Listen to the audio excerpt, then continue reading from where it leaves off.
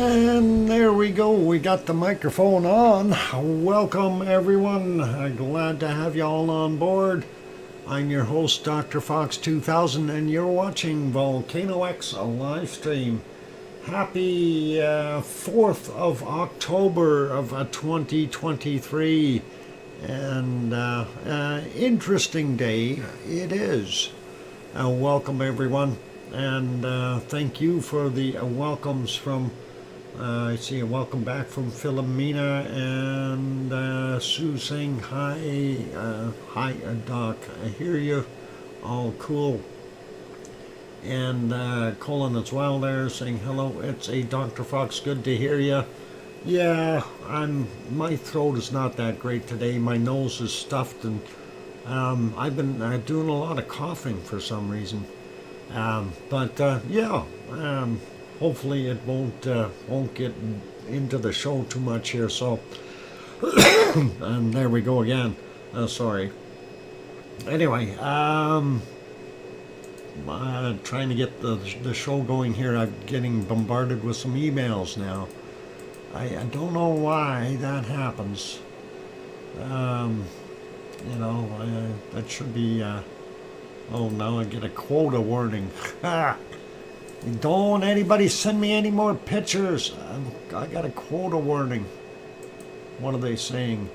Yeah, you're over that 900 megabyte in your mailbox bit.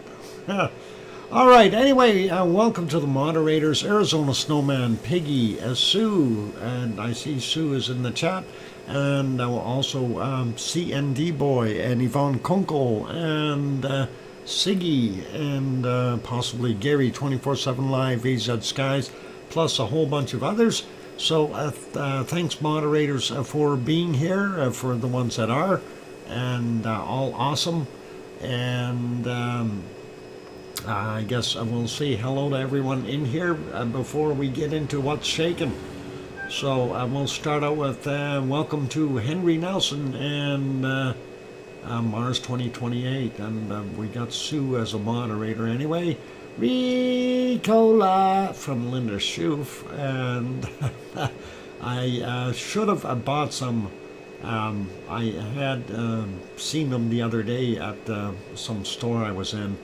SO2, no, I think the SO2 has left us. Maybe that's it. It's withdrawal from SO2.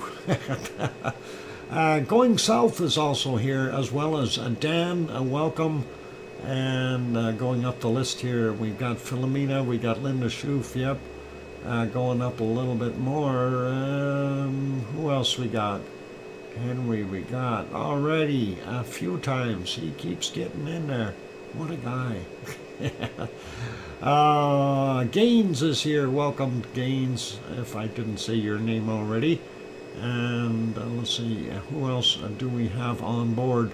Not that many of you. I see 16 is what the number is right now. So I think I probably said all the names twice already. All right, let's leave it there for now. If I didn't say your name, you can always yell at me, like Mars 2028 saying, welcome on board. I just got back from climbing the highest mountain in the world, called Mount Everest. And I had to use oxygen when I was up on the top. No? Oh, sorry. Highest mountain in West Virginia. Awesome. And did you plant a flag up there? That's important, Mars. The climb itself was actually really easy. Driving up the super narrow forest service road was the hard part. Oh, cool. All right, well, let's get into see what's shaking. Before we go peeking over at Hawaii, I do want to see what the heck is going on. And I'm sure you guys can see what I'm looking at on the screen there. Anybody else happen to see anything peculiar on this particular map? Huh? Let's get a little more peculiar. Let's see where that is. 4.7, and that is amazing. and that was 144 meters down. That is amazing. Okay, at 1611, and it's at Bárðarbunga, and let's see exactly where it's kind of sitting. There's the cone itself, or centered, and this is where it is, and that is right at the surface. And I'm wondering if there's an eruption happening. This 3.03 is 8.6 kilometers down. The other one here, 7.2 clicks down, 1.16 surface quake again, 135 meters. This one is 12 kilometers down from 14 minutes after midnight. And then we've got at 9:02 a 1.68, 11.99, or just about 12 kilometers down. And another one that's fairly shallow from 17:06. And that's 1.3 kilometers down for that 1.55, and at 16:30 at 2.16 and 2.2 kilometers down. So I don't know what the heck is happening here. That is a huge quake, for just on the surface. There has to be something going on, and that is not very deep. 144 meters, technically. Well, multiply that by 3, comes out to, well, I go 15, that's about 440 feet down. So, interesting to see, and I don't know, is that some kind of a sign? Hopefully. Linda Schoof renews her membership. Oh, awesome, Linda. Glad to be a member of a great bunch. Awesome, and thank you for being here. Dr. Fox is under, what is that? Under the glacier, and that in that area that would be glaciated, yes. So it would likely be underneath somewhere, and I don't know if I don't know that much about the area, so I don't know how thick the ice would be there. How big can ice quakes get? 7s, if not higher, Mars. And they can actually be quite tremendous quakes, depending on how much is breaking off in one shot. Anyway, pretty cool. And hey, Bárðarbunga would be fun if it had a live cam. Yeah, it would be. And you know, it's just like the ones that were out here for looking at Askia, and that one disappeared. I don't know. Bárðarbunga, I don't think anybody's got a camera on it. They might now, but then again, you know, they got 2 cameras looking at Catalan. That's not doing anything either. And I just wanted to kind of point this out. We've got a little bit more shaking here in our area too, but that's just a sneak peek. All right, let's leave that be and get back to our rhythm of where we should be right now. And that is actually not looking at that screen, and then we want to be looking at the next one over, and that's Kilauea. So let's go there, and that's not Rebby. Let me get rid of that. Where's the button? This one. Okay. Wow, ice quakes. Yep. Ice quakes can be very, very huge. They were talking, I was watching a show once, they were talking about the big chunks of ice breaking off in the Antarctic. And they were saying that they figured they would get readings above 7 when some of these big ice flows actually finally crack and break off. So, you know, depending on how vigorous and how quick it is, the larger the chunk, the slower the break usually, I guess. Hey, look, there's a Leo Carlson. Welcome. I don't know, have we seen you before? Welcome back, Leo. And Kevin Williams also on board. Good to have you here. All right, so looking at what we've got there in Hawaii, this of course Kilauea, not doing a heck of a lot. We do see that steamer continuing to steam away, and that's about it. Gonna refresh that real quick, take a look at the still shot. There's that steamer, and here's our central, the central area where we had Pig Island and stuff like that. And it really does look like it's trying to make its own little vent here or something, the way it's shaped. But we are seeing that chemical stuff out on top here, some kind of different compounds, rather than just the normal black lava silicate kind of stuff. So don't know what's all involved. Could be some sulfur in there too, some off-gassing or steaming. And our little pit over here, today we can actually see it. Hang on, why is my hamster not showing? Where is my hamster? Okay, there we go. So, yeah, there's the central area. But that pit, I was pointing over here in this area, you can see that it's actually quite a drop into the hole here. So this area is quite low. It's slumped down a whole bunch. And I'm surprised that we never did get a flow into here, but you know, this area here was that's all built up a little bit higher than what the lava flows from this was. So that's kind of what we got. Anyway, let's go to the next shot. This one is the B1 camera, if I recall. Pardon me. Bad. Okay, so here's a good view. There's that steamer or vents from the other side. Really nothing going on there. We do see that smoke coming out, or steam from that central crater location there, central vent. And not too much else, a little bit on the sides. Still seeing a little bit of steam on the wall here as well. So not much else to add to that. Everything else is pretty normal. Going to redo the thermal image here, see what we got there. And yeah, looking up at the top, we don't see anything new up there. Still a little bit warm. That's that central vent area. And then down on the bottom here, yeah, it really hasn't cooled off. It's not going to cool very quickly, so it'll have a glow to it for a while. Take a sip of Pepsi. I'm gonna, and I will. Give me a second. Hang on.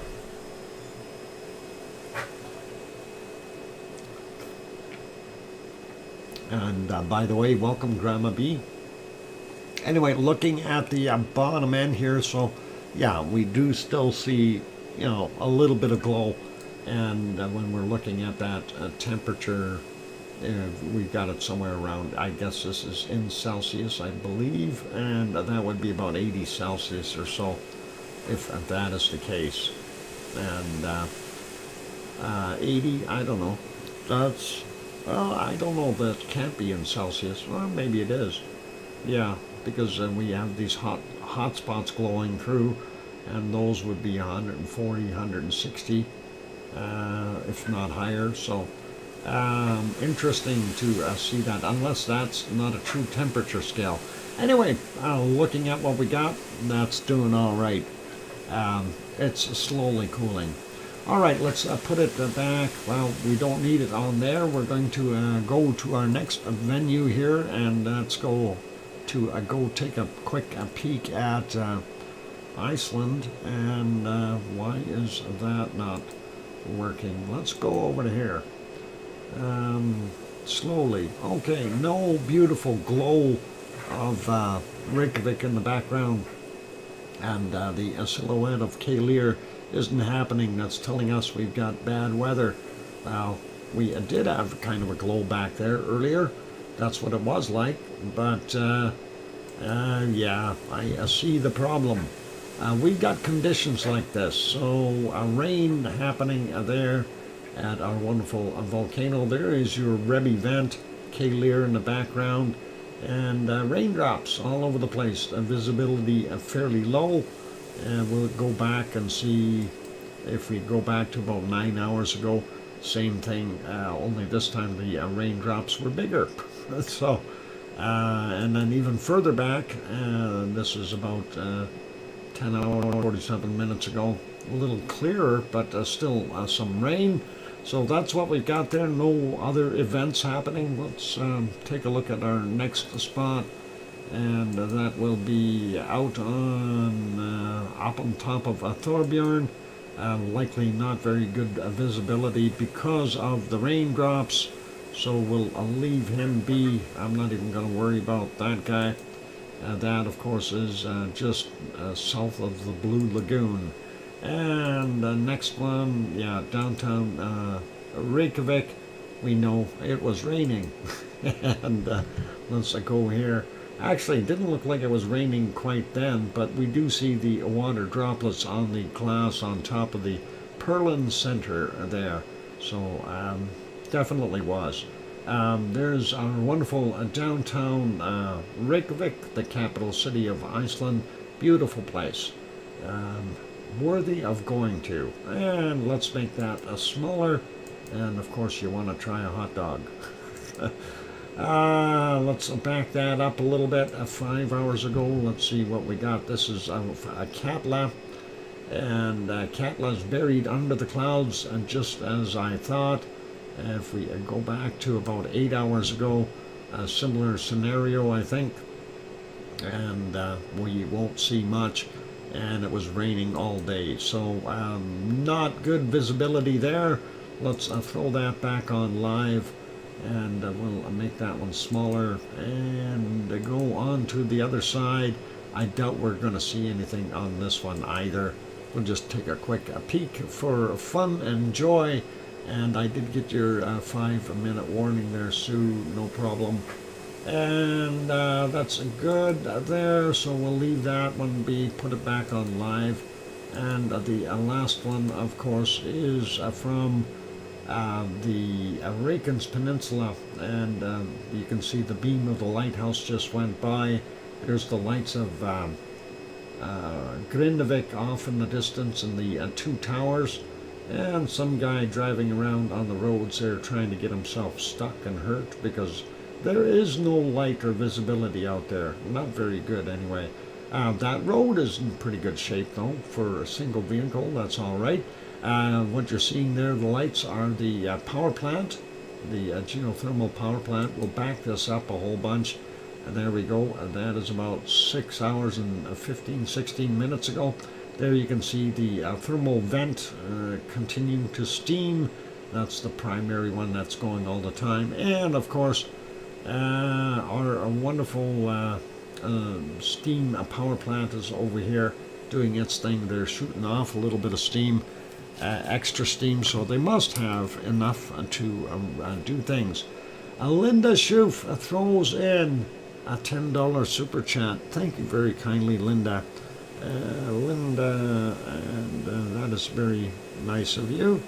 And $10, and got that written down. It says 4 Pepsi and Ricola. Take care of that throat, Doc. All right, I will try. Awesome, awesome. I do have Pepsi, so that'll help. Okay, it's pretty much break time. We'll just back this one up a little bit more time-wise. And you can see, yeah, it was raining this morning as well. I'm surprised it's not snowing there yet, but ooh, maybe I should hush and bite my words. Okay, let's leave that be, and we'll make that one smaller, put you back on the canned lava. And, whoop, almost had the right target. How about there, canned lava. All right, got it. And wonderful gift, Linda. Yep, it is, and thank you very kindly, Linda. All right, I will go take that break and have some Pepsi, rest my throat. We'll get back at it in about 5, 6, or 7 minutes. Don't go away. Here's some music. Don't forget to hit the like button, please. Thank you.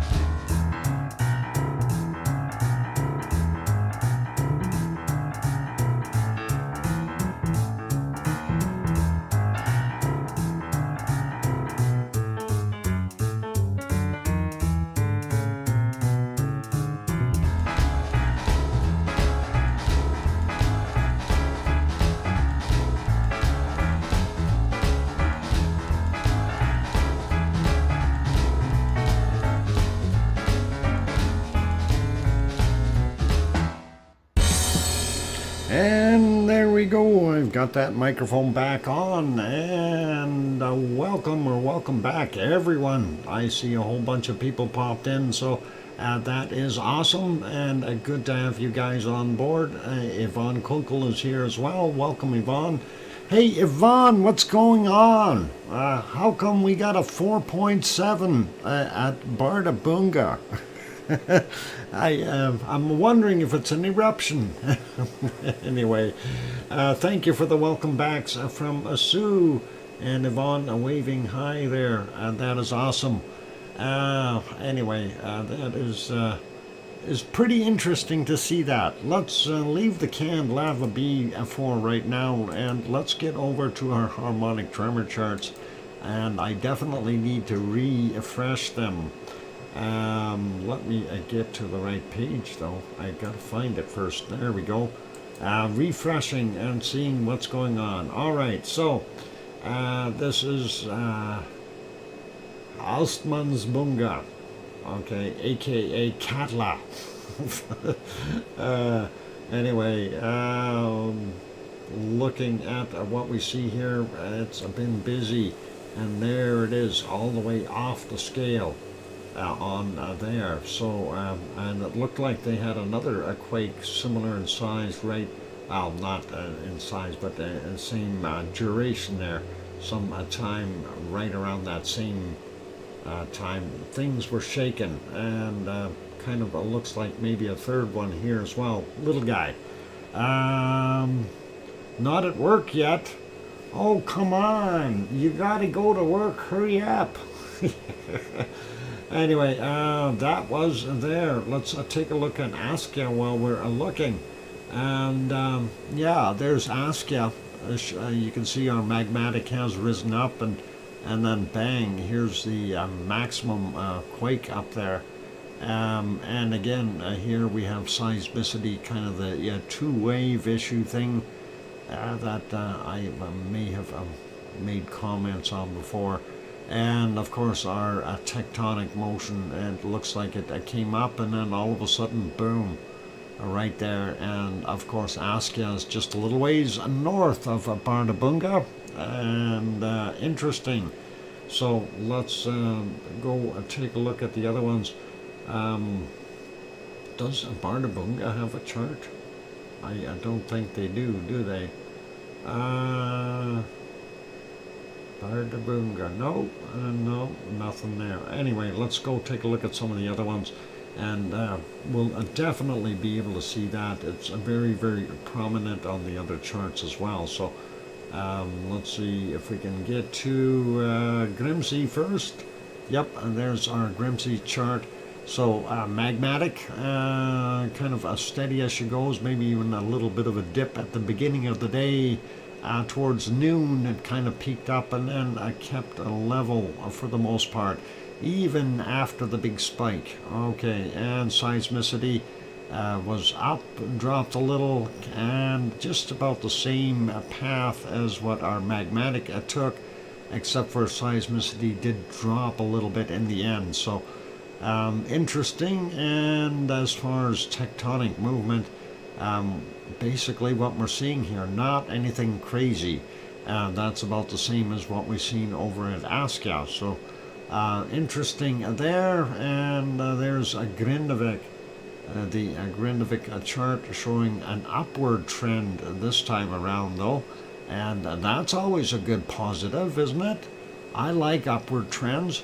And there's our magmatic going up, and our seismicity going way up.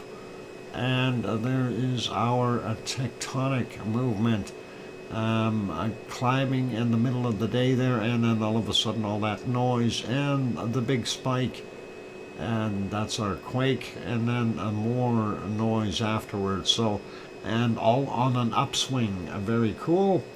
Next one real quick. Where is it? HRV. And there is the HRV one. That's to the east of Fragarnalfjall, and we can see that is a steady climb there, and both magmatic seismicity as well as tectonic, it did move up, but not quite as quickly as the magmatic and seismicity moved up. And again, there's that big quake. So definitely very dominant there. And let's see what else we got. Krusevik should be a little bit bigger as far as the spike. And yep, showing that same uptick. Now, the fact that we're seeing it in all these places, I think it is just tectonic movement, not necessarily any eruptive activity. But hey, you never know. I will bite my tongue. No, I don't know. You never know. Here's our ODF chart, and it too showing a very decent magmatic as well as seismicity uptick, as well as going up as far with our tectonic as well. So very, very interesting to see. Not sure what we're going to make of this yet, but we'll see what happens in the near future. Looking at time-wise, and we can go do this. Hey, Scott Hartman is here. Welcome, Scott. Good to see you. Let's pop back over to Iceland and see, well, and as far as the earthquake map. So, yeah, the big news, of course, the big 4.7 at Bárðarbunga. If we zoom in on it, you can kind of see where it's centered.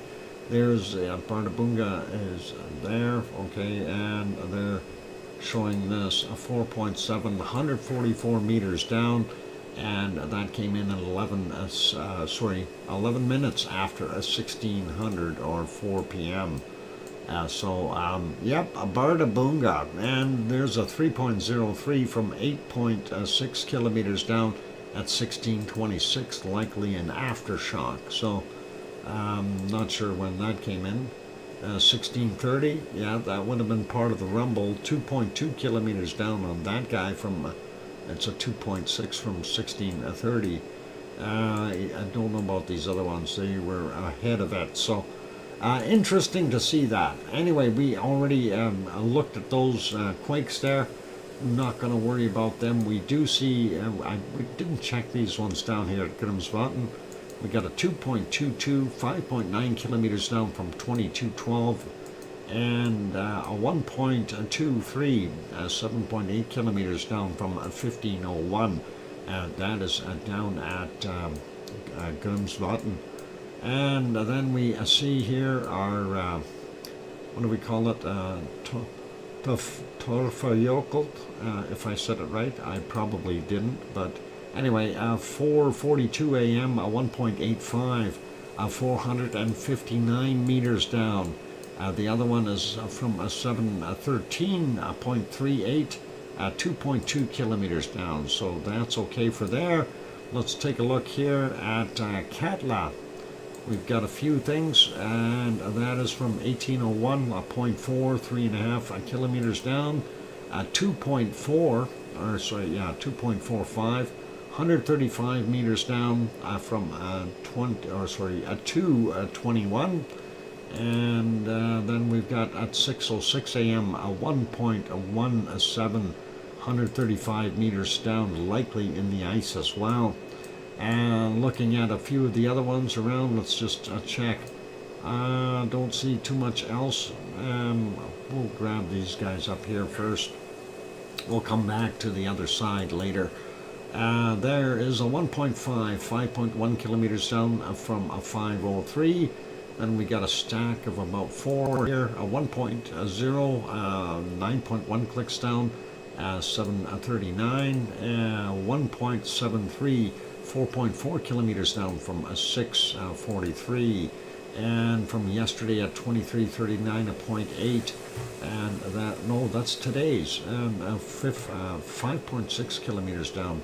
That must have been a new quake. Another 5.3 clicks down, 644, and a 1.673, just about 3.5 kilometers down, and that is from a 750 this morning. Going over there, just a little 0.8 over there, 11.7 kilometers down from 9/11. And wow, Scott Hartman, awesome gifting. Thank you, Scott. Gonna write that down. Scott Hartman gifted a 10-pack. Awesome. Thank you, Scott. And that is very, very cool. And congratulations to JB and Thunderbuddy257 and Steve V and Dominic FFN and Justin T and James or Jed. Jed got nailed.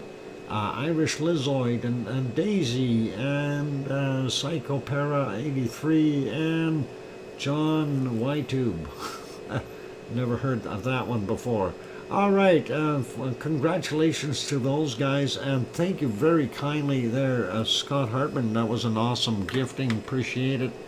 All right, let's get back at it. We got that guy. Let's grab this little 0.1, 9.4 kilometers down from 544. Then we've got another 0.1, 4.8 clicks down 1 minute after midnight. What's this little stack doing here? Very small quakes, nothing major. 0.2, 3.9 kilometers down from 2038. 0.3, 2.9 clicks down 2044. This one from 2045, 0.4, 4.6 clicks down. Another 0.3, 4.7 clicks down from 2055. 2040 we had another 0.5, 3.1 clicks down, and from 2039 to 0.7, 6.5 kilometers or 6.6 kilometers down. And then we've got a 0.2, 7.1 clicks down, 2253. That a 0.1 up there, 4.9 clicks down, 544. And moving over right beside the lake and very close to Krsvik, a 0.5, and that's 4.2 kilometers down from 1144. Then we've got a 0.16, 4.5 kilometers down, 320. We have from 4:11 a.m. a 0.75, 4.4 kilometers down. Next is a 0.33, 2.9 kilometers down from 33 minutes after midnight. 4.39, 1.03, and that's from 4.9 kilometers down. This one is a 0.34, 2.8 clicks down from 8:57. 4 kilometers down, 2:05 a.m. and another 0.3, 3.7 kilometers down from 1942. Now, this one is within our Fragile Fjeld area, of course, so that is kind of cool. And so are these, but what we're looking at is this outline here. That is our Fragile Fjeld area, and of course when we zoom in a little bit, that's our Rebbe vent right there. This is our Siggy Fisher area, and that is Ragnar. So that's where we're at. And we lost another quake here, but that's okay. They were old and they expire. 0.26, 2.1 kilometers down, 150 this morning, and a fairly fresh one from 1902. And that's 1.1 kilometers down, 4.1 kilometers down, and that's actually kind of deep for there. 0 at 2.5 kilometers down from 1905, and that's really not that much there in Fragile Fjeld. We need a couple of those 4.7s in here. And some magma. 1.82, 4.7 kilometers down from 619 is that. Pretty cool. And that is pretty close to Grindavik. Not sure if anyone felt that. We get a little 0.3 out here, 5.2 clicks down from 645. And 1.19, 6.7 kilometers down, 327 this morning. 114 this morning, 1.02, 6.8 kilometers down, 0.5, 7.2 kilometers down from 111 this morning. From 1844, 1.7, 6.2 clicks down, Hey, look at this, an earthquake at the lighthouse. Well, there's the lighthouse. Here's a 5.6 kilometers down, 23:53 is the time on that one. So pretty cool. And this one is a 1.6, and that would be 4.9 kilometers down, 21:24. There we go. 1918, we got a 1.4 kilometers down. And that's just about it for that end. We didn't do this stuff north here. Let's have a quick look at Askia. I'm surprised there's only 2 quakes at Askia with everything we've seen going up and down on our chart. A 0.24, and that is 4.1 kilometers down from 1148. Mind you, we had some pretty big shaking from his neighbor there. 1750, 0.6. 3.4 kilometers down for him. And yeah, quiet over there, will you? You know what, that might have been Irish Monk's Jeep. That's what this is. He lost that Jeep, and I'm wondering if that Jeep dropped down on his lost GPS. I'm wondering if that's what it is. And that thing still has power for some reason. Anyway, a 0.38. Caught, yep, 6.2 kilometers down, 11:56. There we go. And what else we got further to the north? Not much. And we got a 5.2 kilometers down, 7:44 this morning. 0.9, 5.5 kilometers down from 7:16.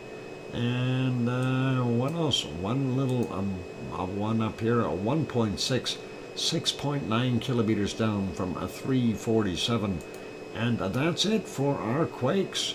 So yeah, wow. And that's interesting to see.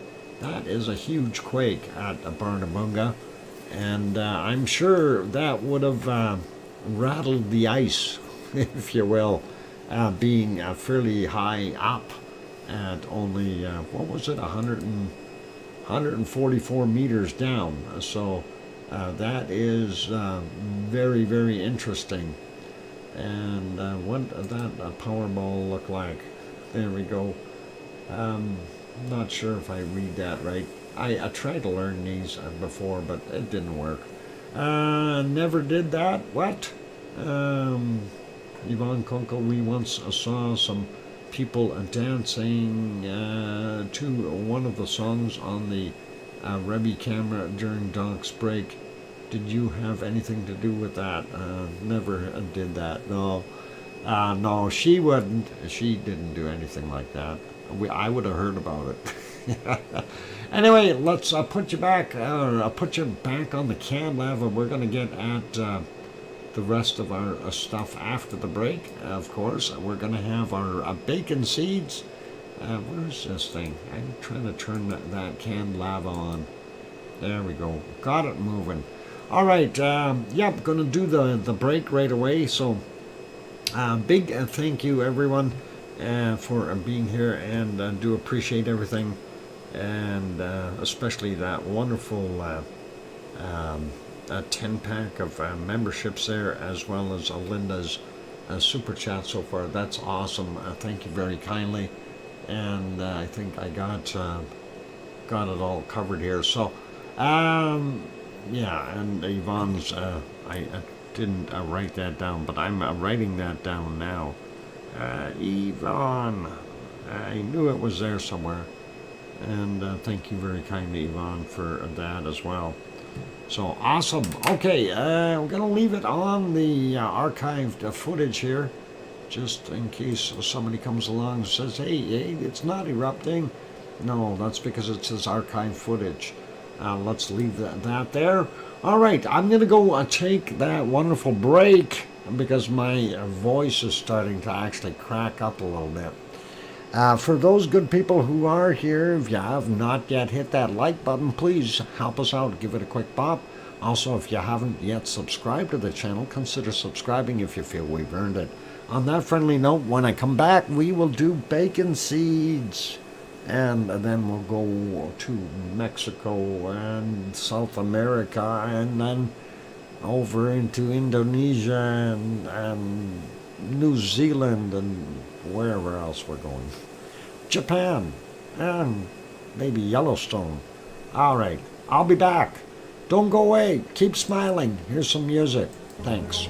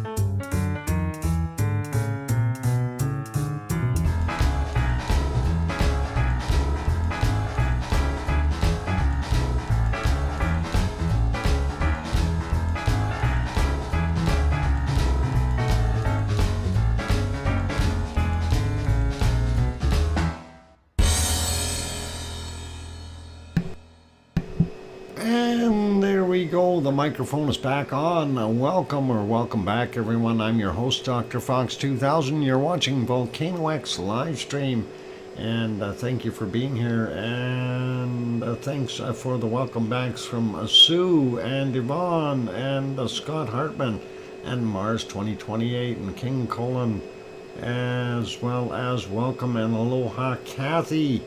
Good to see you, and thank you for the welcome back. Awesome stuff. Anyway, hey, it's bacon seed time, so let's get over to those bacon seeds and see what they are doing. And of course, that was the last one from yesterday. Our wonderful Piggy did send us a whole bunch more. There she is. She's doing her thing. She's probably sleeping right now, but she sent this guy, and I think that might be kind of like her under the covers. Anyway, that one looks like he's got a little bit of he or she. I think it's a she. Has a bow tie there with it's kind of pink looking. Might have the snuffles. I am not sure, but that's kind of what I'm seeing. Anyway, a nice little piggy, and we'll carry on, see what the next one is. That one's a little bit more spry. It's called Princess, and obviously it's got to be a girl. Nice smile. Awesome. And very, very cool. And let's see our next bacon seed, and that is this one. It says, "Come on and kiss me." I don't know if you could resist when you seen that. That is just a bucket of joy, if you ask me. There you go. And that has got to be one of the cutest ones I've seen on here. And that is very nice. And really cool. All right. That's a funny looking hogwash. Yep, it is too. All right, let's get to the next one. And there's a Sleeping Beauty. Don't make too much noise, you'll wake up the piggy. Fine, thanks, how are you? Oh, okay. All right, now these next ones, I am a little bit concerned here. These next photos are somewhat, in my opinion, either fake or they've put a lot of work into these. Either one, but I don't know.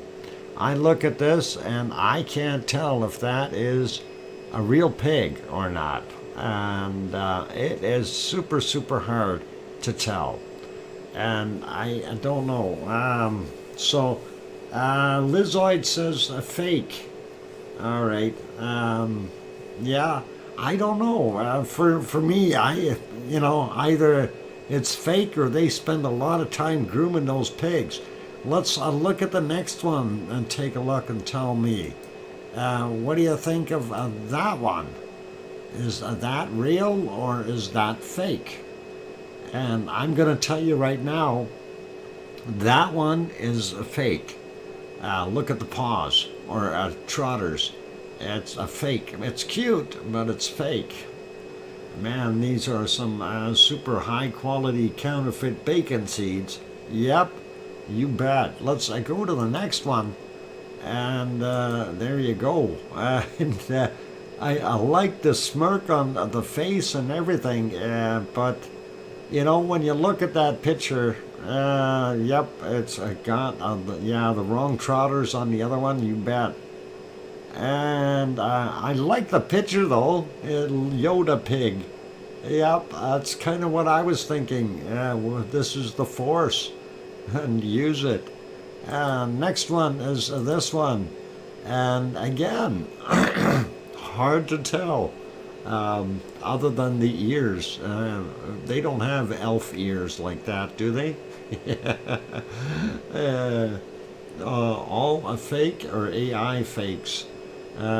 Possibly, we'll see. All fake. Yep. And what about this guy? Is that real? A wonderful looking picture though. You gotta admit that is a very, very interesting and very nice shot. Anyway, let's look at our last one and see if the last one is fake. Leaves the, what? Leaves were wrong too. Oh, the leaves were wrong on the last one? Let me look. No, they were okay. Well, kinda.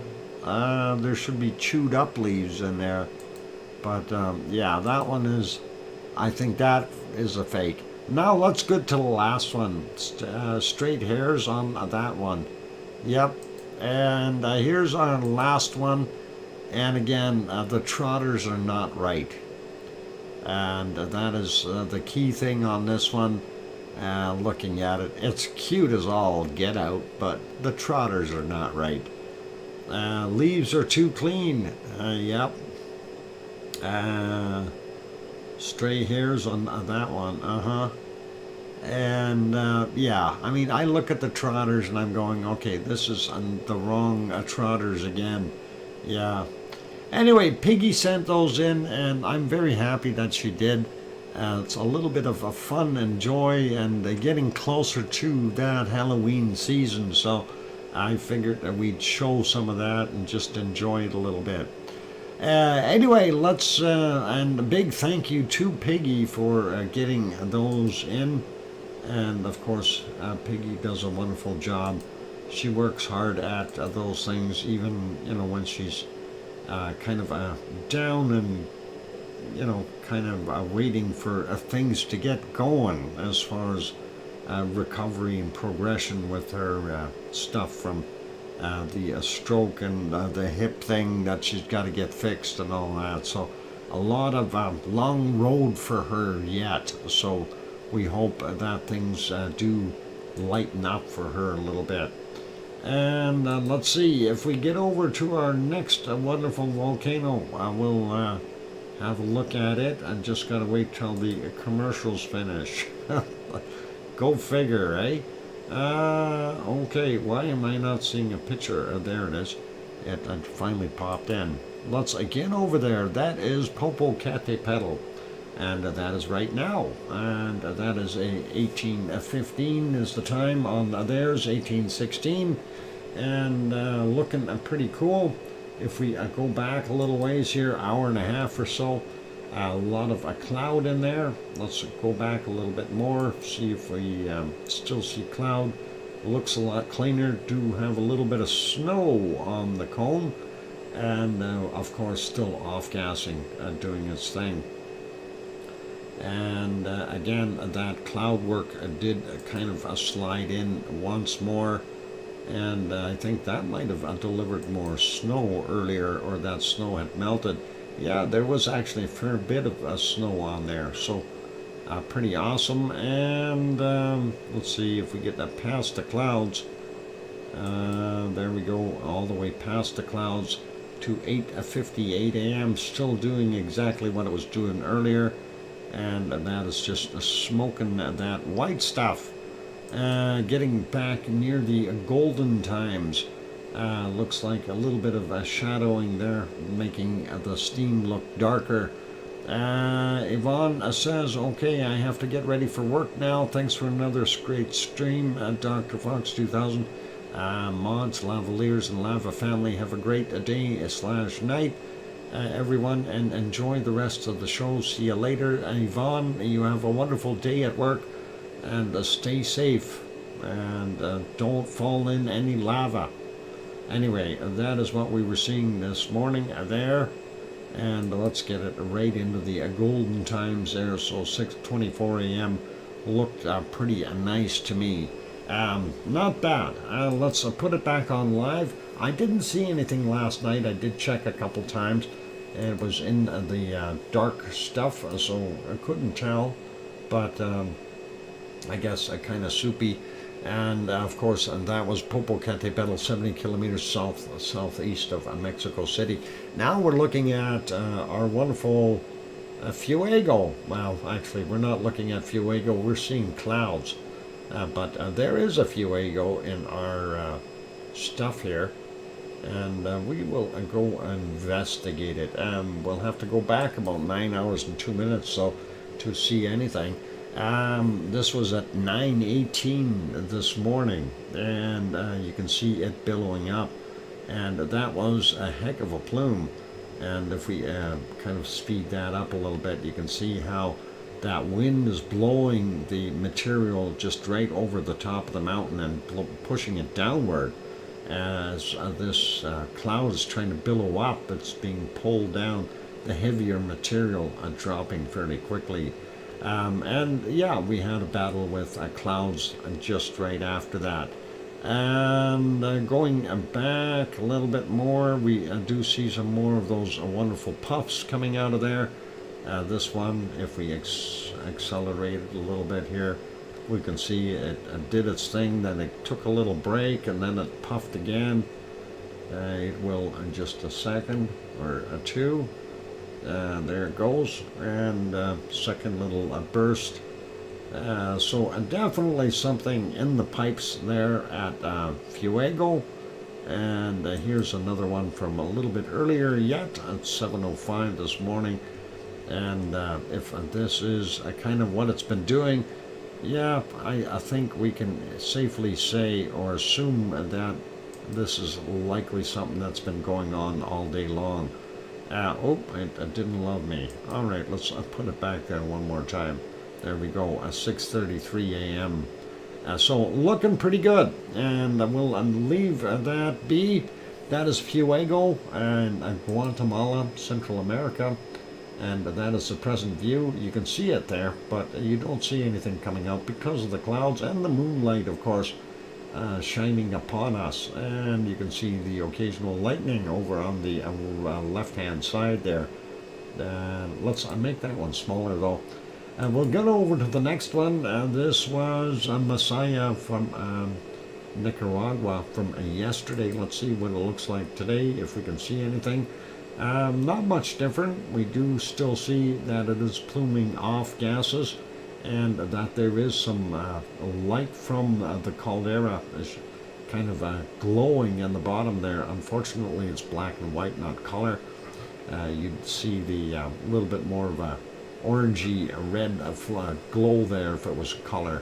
And they have some lights on over there as well, not doing much good for the camera. Next, a shot a little bit further south. Oh, I guess we're going to have to wait 60 seconds before it loads. Let's leave that be, but that was Rincon de la Vieja in Costa Rica. But we'll go to this next one here. So this is, I did do this just last break. Caught this, I updated it, and that is Lascar. And that, of course, is in Chile, and you can see it is off-gassing, doing its thing. Dr. Foxer Lava Family, how many are erupting worldwide? 46 are considered to be active, 46 volcanoes. Something like that. Anyway, we see right there, you can see that when it pops out. So definitely pluming, and nice stars there. Pretty cool. All right, let's go to the next one. Laguna del Mole, really not much to see there. We do see it's still a lot of snow sitting there. A little bit more rock is visible than before, but nothing else really has changed. Let's go to the last one. This is the most interesting, of course. That is Villarrica, and that is at 2000 onward, and we can see as the sun goes down, that glow gets more intense within the actual caldera. So we know there is hot, fresh lava there, and you can see the way it is getting brighter. So it's obviously having some issues. You kind of see it go orange in here as well at certain points in time, and that looks pretty cool. Anyway, that's Villarrica down in Chile. Pardon me. And hopefully that's all good for you. Let's go back to Rincon de la Vieja. Nope, no go. Let's leave that be, and we're going to leave it be here as well. I'm going to make that one smaller. and make sure the other one is, yeah, actually that is our Fuego right now. You can see that plume straight up from the vent on top of the mountain, and some more lightning. So pretty cool. Let's do that. Sip and dock. Yeah, I better. Otherwise, I'll lose my voice.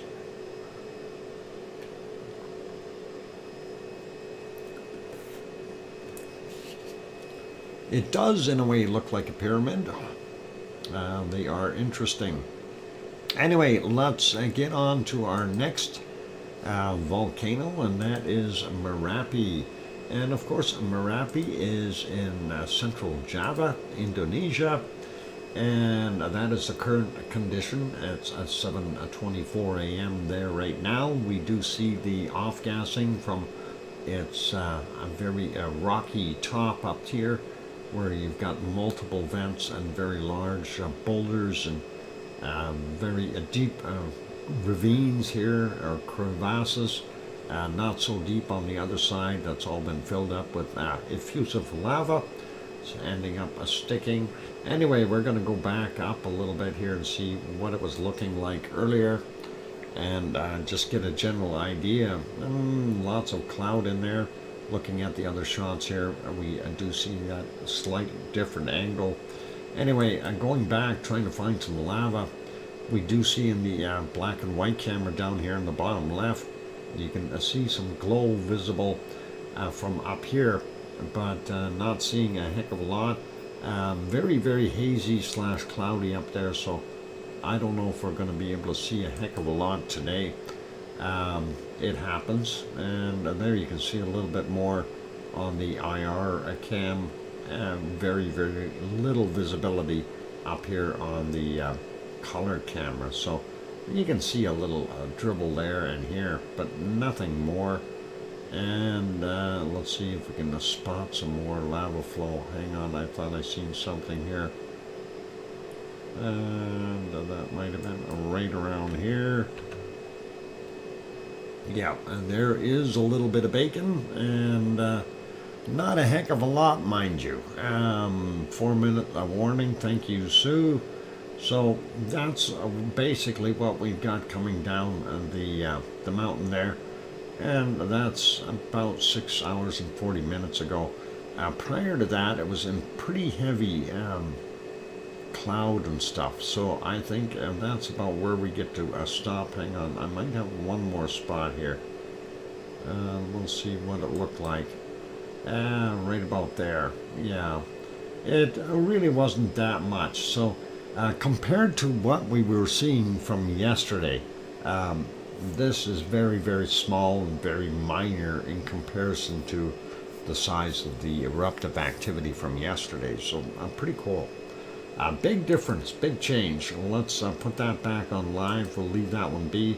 Gonna go make this one bigger. This should be Mount Ruapehu early in the morning. And I guess, hang on, let's put it on live and see what happens. That was nice and clear though. Pardon me. Close up of the ski area. I do see skiers up there. They're coming down the hill. Uh-oh, we zoomed out. All right, there is your wonderful Mount Ruapehu. I didn't do that, so that's all good. They did it themselves. Anyway, looks pretty awesome, and snow-covered. You've seen skiers on there. That's pretty cool as well. Not a bad day out there from the looks of things. A little bit better than the past few weeks of cloud that they've been having. So very, very awesome. I want to see if we can spot a nice sunrise here. Maybe if we go back about 6.5 hours, and almost, well, yeah, maybe. Yeah, not the best sunrise, but hey, they do have some really, really nice ones. So let's put that back on live, we'll make that one smaller again, and we are going to go over to our next one, and that is Taupo. That is just to the north of Ruapehu. And Taupo, of course, has a very large caldera that is a lake. And let's get that a little more on the screen. There we go, so you can see how big that lake is. Anyway, that is the caldera for Taupo, and you can see Mount Ruapehu, the white area in the background here. Beyond that other mountain, that is Mount Ruapehu back there. So pretty awesome to be able to see that. We do see the flags fluttering a little bit, so a little bit of a wind. And yep, no artesian fleas for sale today, so that's all cool. Looking not bad, so a little bit better of a day for them. Good night, Wonky Donkey. You take care. All the best, and we'll see you tomorrow somewhere there on the show, hopefully. Anyway, this shot courtesy of the Suncourt Hotel and Conference Center and our wonderful Taupo. So take that and we'll make that smaller. It's a nice place to stay. You can enjoy looking at the lake and of course all the activity there and the volcanoes. Let's see, how much time do I have? No, it is time for a break, so I better do that. I'm going to go take a break, ladies and gentlemen. For those good people who are here, if you have not yet hit that like button, give it a quick bop, help us out. Also, if you have not yet subscribed to the channel, consider subscribing, and that'd be really cool as well. On that friendly note, I'm your host, DrFox2000. I'll be back in 5, 6, or 7 minutes. Don't go away. Thanks.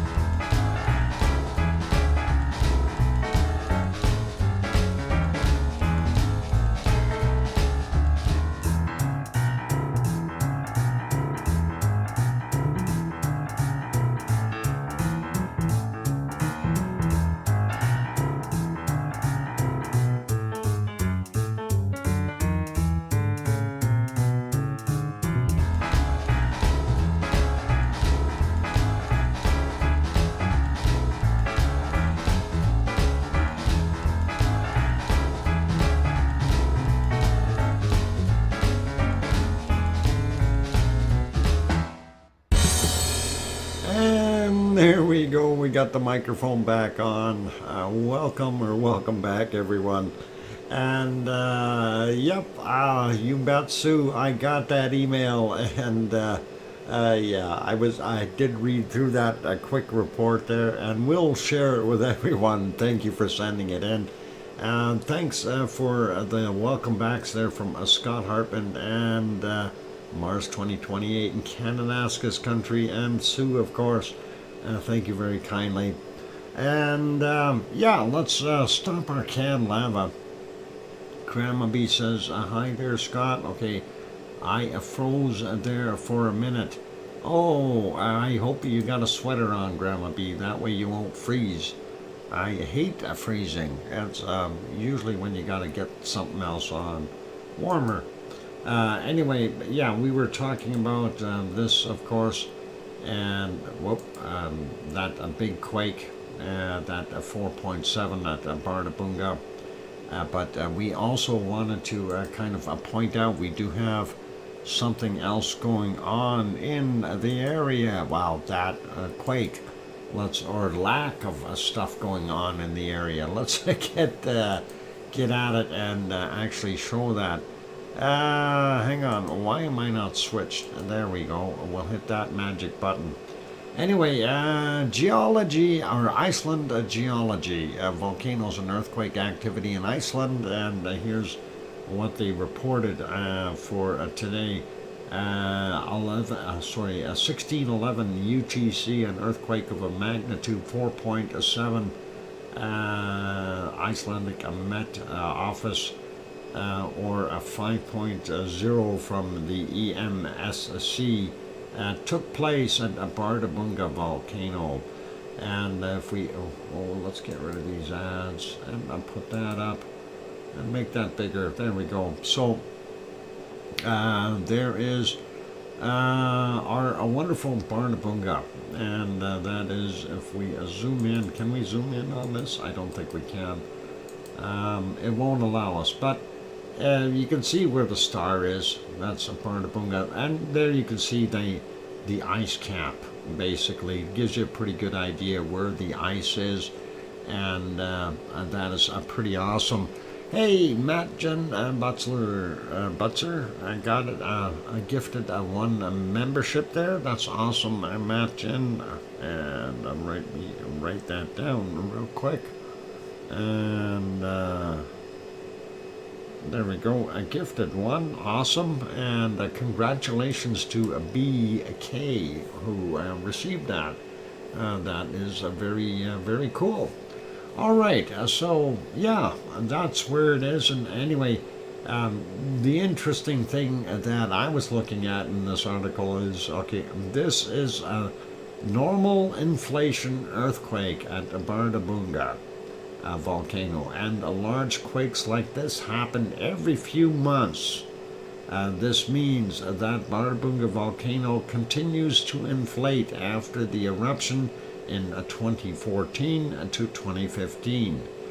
This earthquake activity is not going to result in a eruption, and won't result in an eruption for a long time. In other words, no, it doesn't mean it's going to erupt, because, and that's exactly what they're saying. So, yep, you could, you could speculate all you want, but those are normal inflation quakes that you see there, and that is, yeah, it is actually, Sue, it is kind of sad news.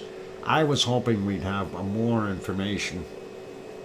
Let's see, the other one that while we're looking at kind of reports, let's go with the Sheldon report. And I thought that one was kind of neat. Looking at the output and the cloud layer and stuff, almost looks like a previous picture that we've seen. Anyway, Sheldon volcano, Aleutian Islands, Alaska, 13th paroxysm episode ended. Okay. Boy, they're going through these really quickly. Latest paroxysm eruptive episode at the volcano is over. The AVO webcam has shown only venting from the summit event. The seismic activity waned, but is still above background levels. Volcanic flows on the flank of the volcano may create lower level ash emissions. We'll get that out yet. The alert of the volcano has been lowered back to orange. So no more red volcano, it's now an orange again. Anyway, you can see that a big dense cloud coming off there. You can see how it lifted up and it kind of dropped and then carries on. Pretty cool. Anyway, that's what they are showing. Pretty interesting report. Let's leave that be. Let's get over to our next place of fun and joy. And again, that's where that 4.7 is there at Bárðarbunga. Pretty cool. Next one, I think we were going to look at Semeru, and let's get on top of that one. There we go, a Semeru volcano hiding behind the clouds. Let's see if we go back a little bit. What do we see? And that was 7:44 a.m. there right now. This one is from a little bit earlier at 5:39. We do see the volcano and some hazy clouds in front of it, but no lava. We do see a little bit of a plume puffing up from the top, which is always pleasant to see. Just wish it was a little bit more close up. Anyway, we do get into a nighttime, and I don't believe we've got too much showing there for tonight. Very hazy, and I don't think we're going to see it at all. Getting almost back into daytime hours here, 22:03 or 10:03. Let's go back all the way. Hey, it's bugs. It's raining bugs. Wow, and hazy and raining bugs. So not going to see anything. That was at just before 8 p.m. their time yesterday. Our time now, almost, since they are way ahead of us. Anyway, and that is what we've got there live. So unfortunately not doing what we would like, and that is show us lava. Let's try over at the other ones. I'm going to refresh Lava TV cabs and see if he's got anything new. Nope, nothing new there. And check with Taal Volcano, and nothing new there either. So let's carry on. The next one on our list, of course, is not that shot. Well, it is that shot, but only daytime. Let's refresh that and see why that decided to stall out like that. Okay, so there it is. And that is our wonderful Yellowstone National Park. And you can see the vent that they're pointing the camera at, and all those people encircling it. They're going to capture steam, and no, I'm kidding. They're not doing a darn thing. They're just going to be looking at it. That's Old Faithful, kind of, sort of erupting. I don't think it is. Give it some time. I think these people are starting to get bored and wander off. Anyway, lots of people out there for a cold day, and we can see them. They'll be heading out pretty soon. There's some in the background here too. These might even be Sasquatches or something. Nothing to worry about though. They're friendly, and they dress like humans. Anyone missing any human clothes? Anyway, that is what we've got going on there at our wonderful Yellowstone National Park. Over 500 active geysers there in that park if you want to go have a look. And they've got all kinds of still cameras as well as this fairly high def cam here that's embedded, of course. So all good. Let's leave that there. We'll go over to our next place of fun. and that will be to Japan. And I already see we don't have an ice cream boat. Darn it, we missed it. He left. I hate when that happens. They adjust and leave, and leaves us stranded without ice cream. I'm gonna have to talk to them about their schedule. It is always that way. Sue, you might have to hop in that speedboat again and go get some ice cream for us. Sue, that I know you have that a very quick boat. That ferry only does like about 20 knots, and I know your boat's like 70 or 80. And there she goes. She's going for the ice cream. She can really zip in that thing.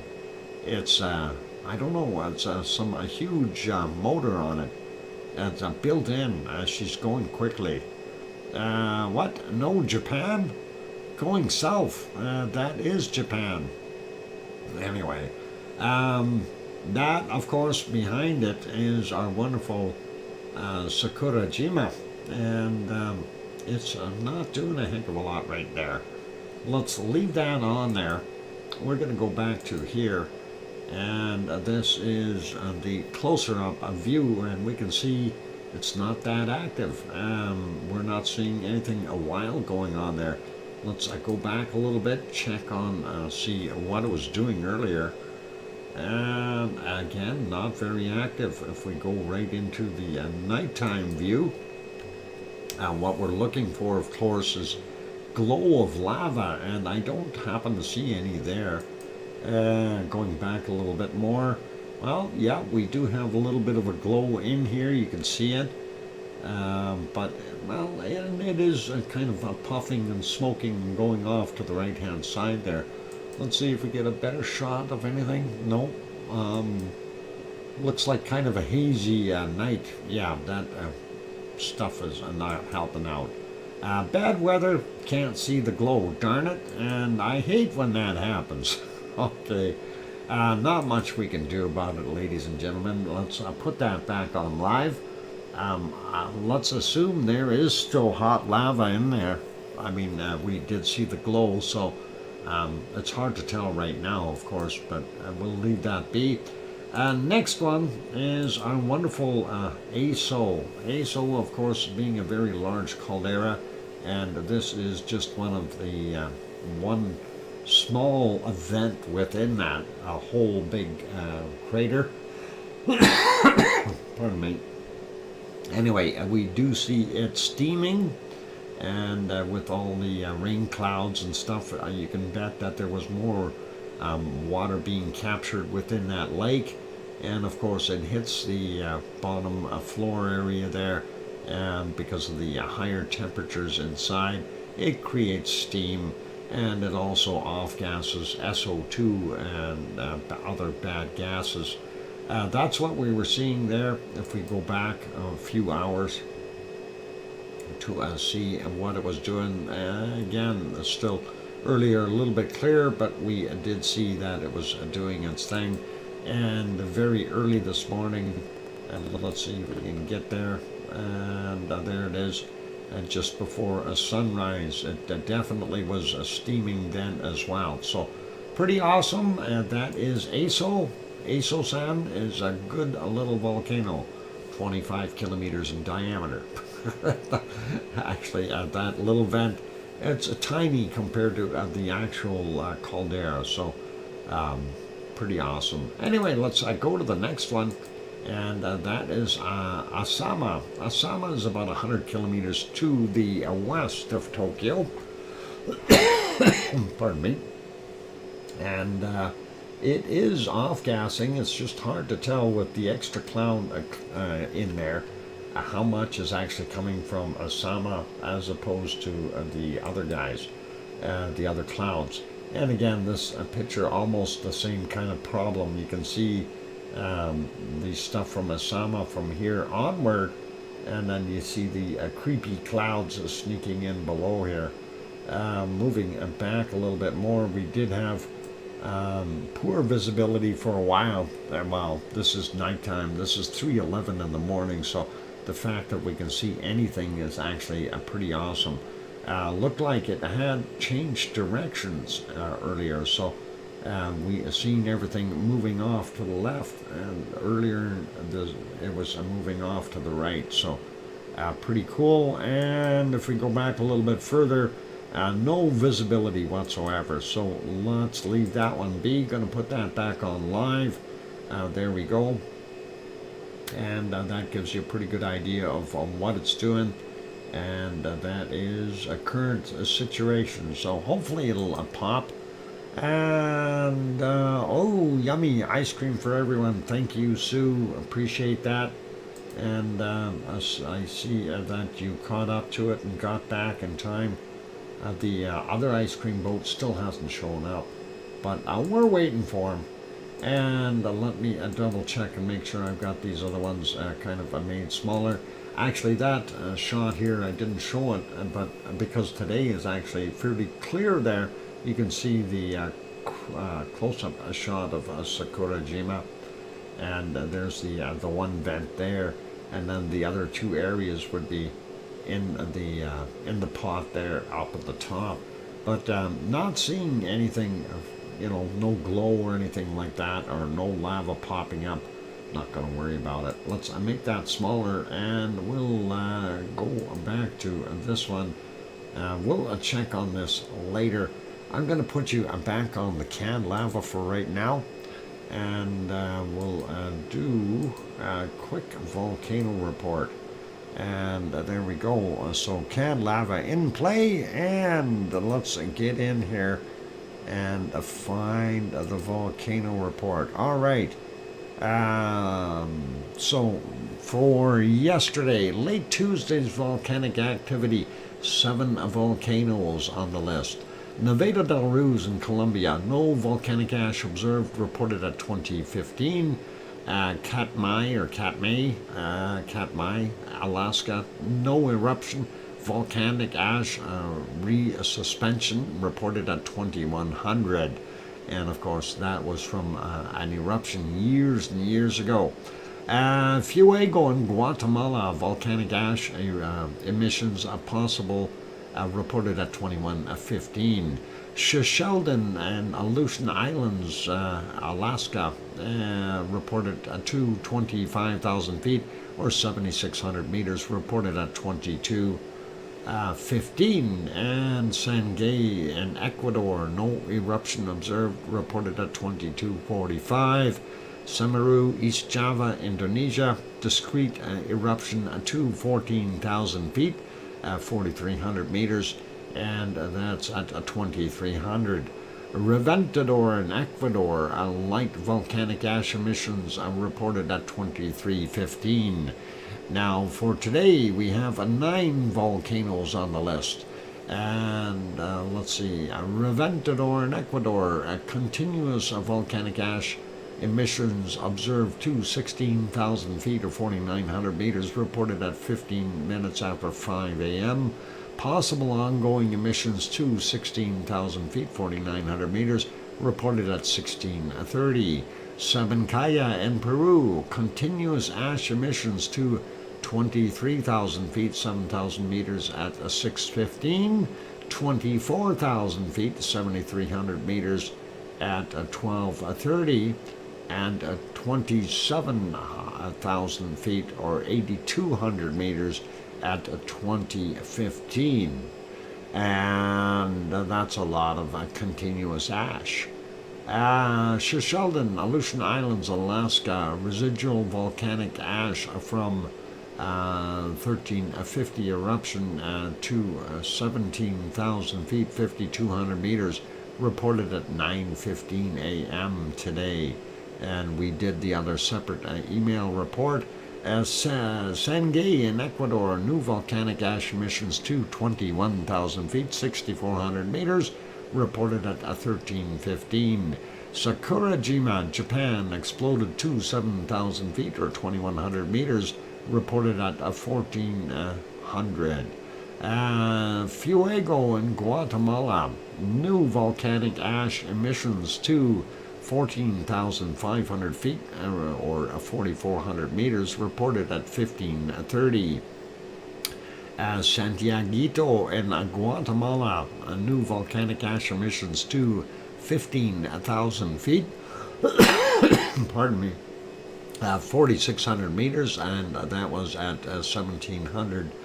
Ubinas in Peru, continuous ash emissions to 25,000 feet, 7,600 meters, reported at 2030.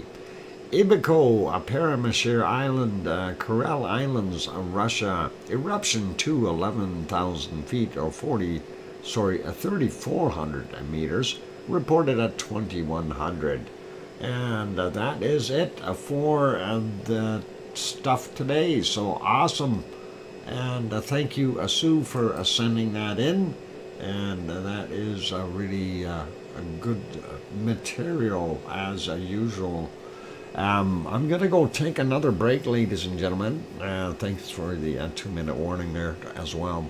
I'm going to go take that break, and then we're going to get at earthquakes when we come back from the break. So for all those good people who are here, thanks for being here, and don't forget to hit the like button if you haven't done that yet. And on that friendly note, I'll be back in a few minutes. Don't go away. Thanks.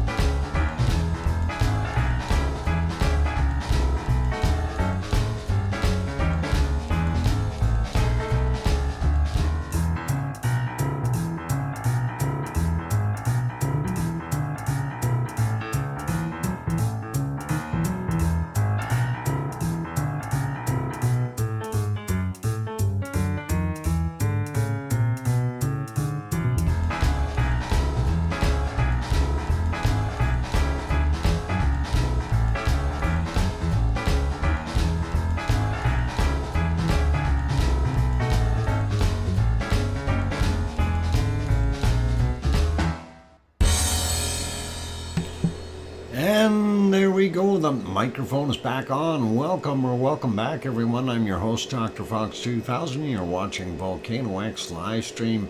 Thank you for the welcome backs from Sue Hayes and Cananaskis country and Mars 2028 saying welcome back, Dr. Fox.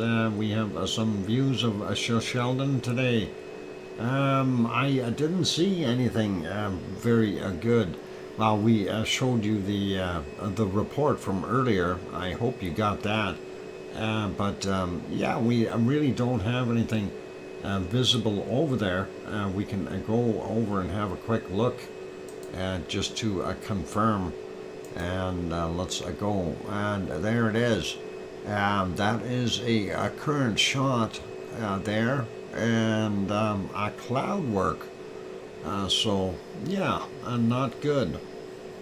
No visibility right now, and as you can see, all that cloud hanging right above it.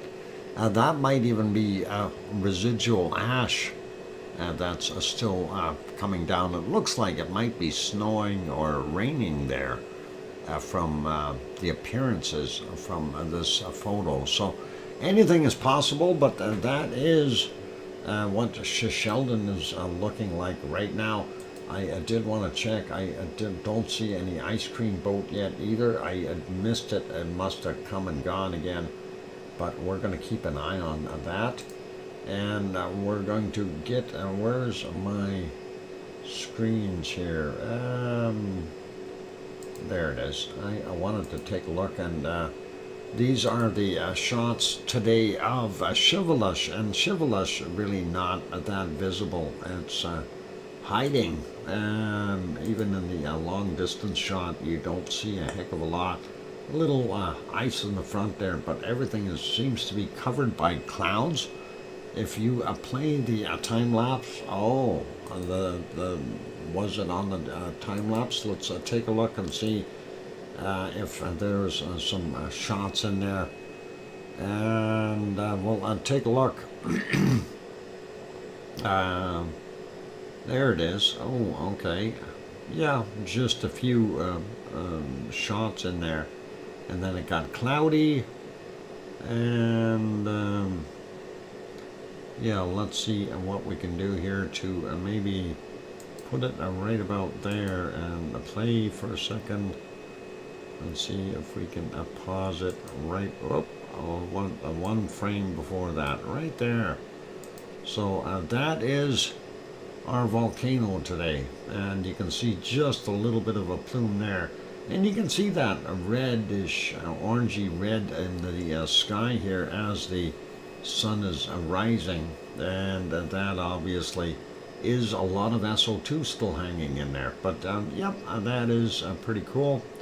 We'll leave that be, and we'll leave that on for there for now. The other one, we wanted to just make that smaller and get out of that as well. We did look over at other places and all the other volcanoes already, so let's get a look at our earthquake map today.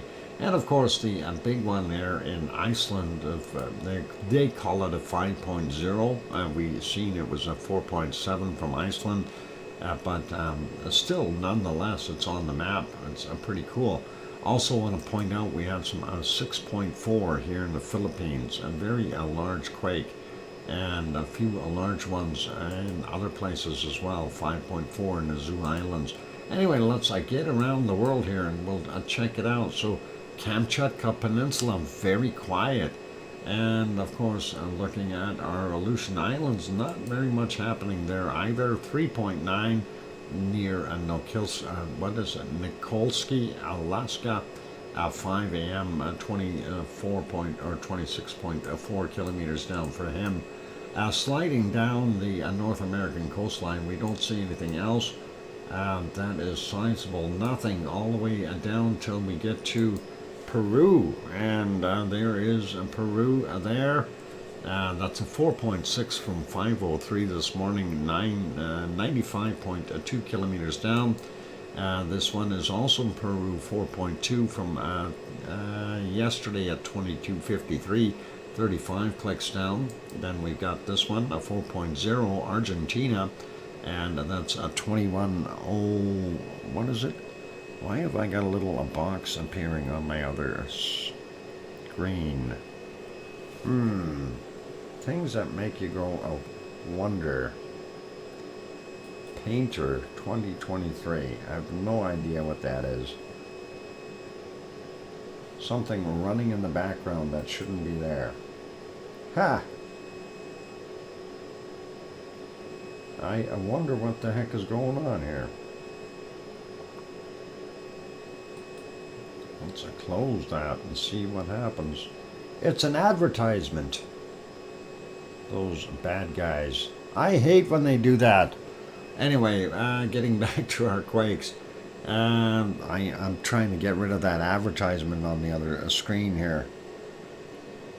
It doesn't want to go. Anyway, 4.0, 2101, 259 kilometers down for that guy. Next one, also in Argentina, 4.4, 2109 yesterday, 204.7 kilometers down. And the third one there, 4.4 from 1613. And that was, what, on the 1st? How come that is still in there? Oh, I got the wrong one. There we go.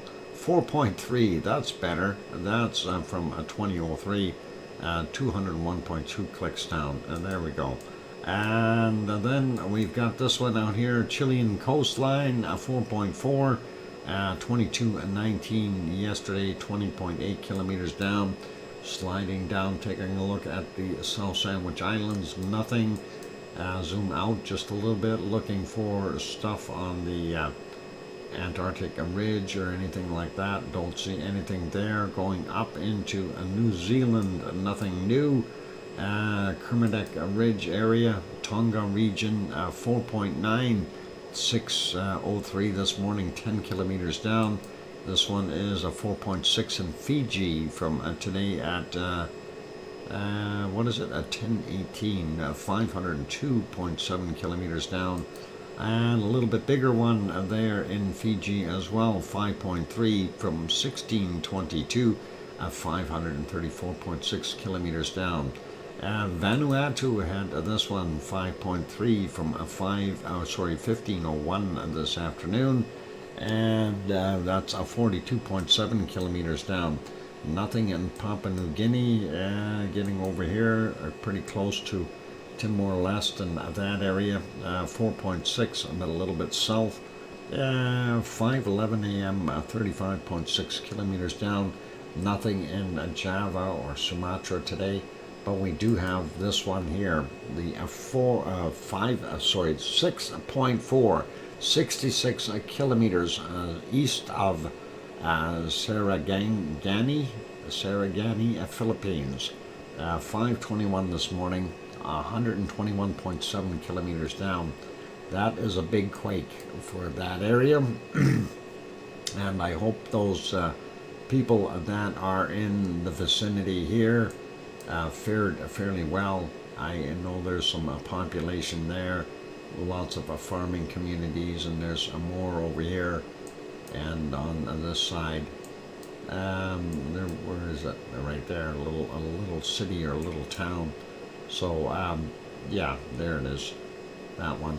Hopefully everybody is okay there. Going up further north, north of Luzon Island, we have a 5.7, and that's from yesterday at 2135, 27 kilometers down. And then we get into this mess. We see the swarms are continuing in Japan, Izu Islands, and the other region there as well.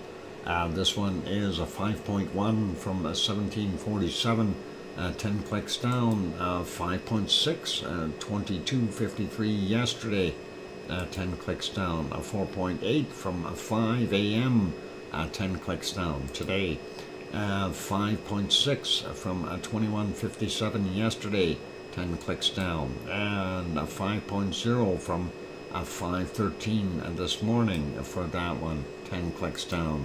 Another 4.6 from 2249 yesterday, 10 kilometers down. 5.6 from yesterday at 2019, 8 kilometers down. This one 4.8 from today, 47 minutes after 4 a.m. and 10 kilometers down. 5.2, 5:05 this morning, 10 kilometers down. Another 5. Oh, there's a 5.4 this time, 17:18, 10 kilometers down. And a 5.0 from 12:30 today, 10 kilometers down. And a 5.2 from 11:22 at 10 kilometers down. Just when we thought we're done, there's another one that popped up, 5.2 from 19:05 at 10 kilometers down.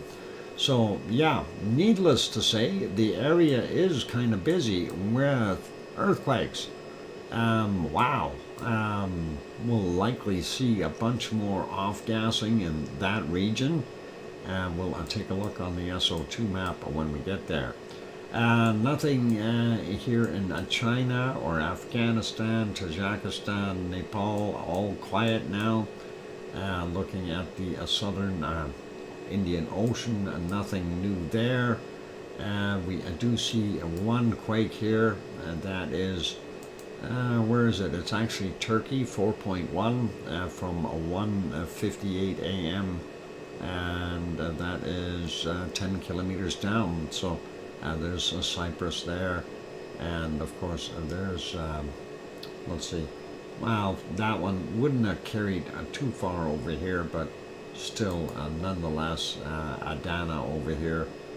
Piggy has some relatives there, so hopefully everyone in that area is okay. I mean, it wasn't a really large quake, so it should be okay. 4.1. Let's switch it back here and see what else we got real quick.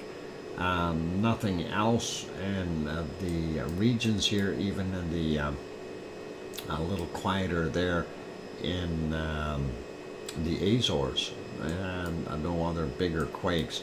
So seeing this one here though, and that is at Bárðarbunga in the ice cap, and they got it in the wrong spot, but hey, it was over here a little bit more on the other map. Everybody puts it where they want it on their map, so darn those guys anyway.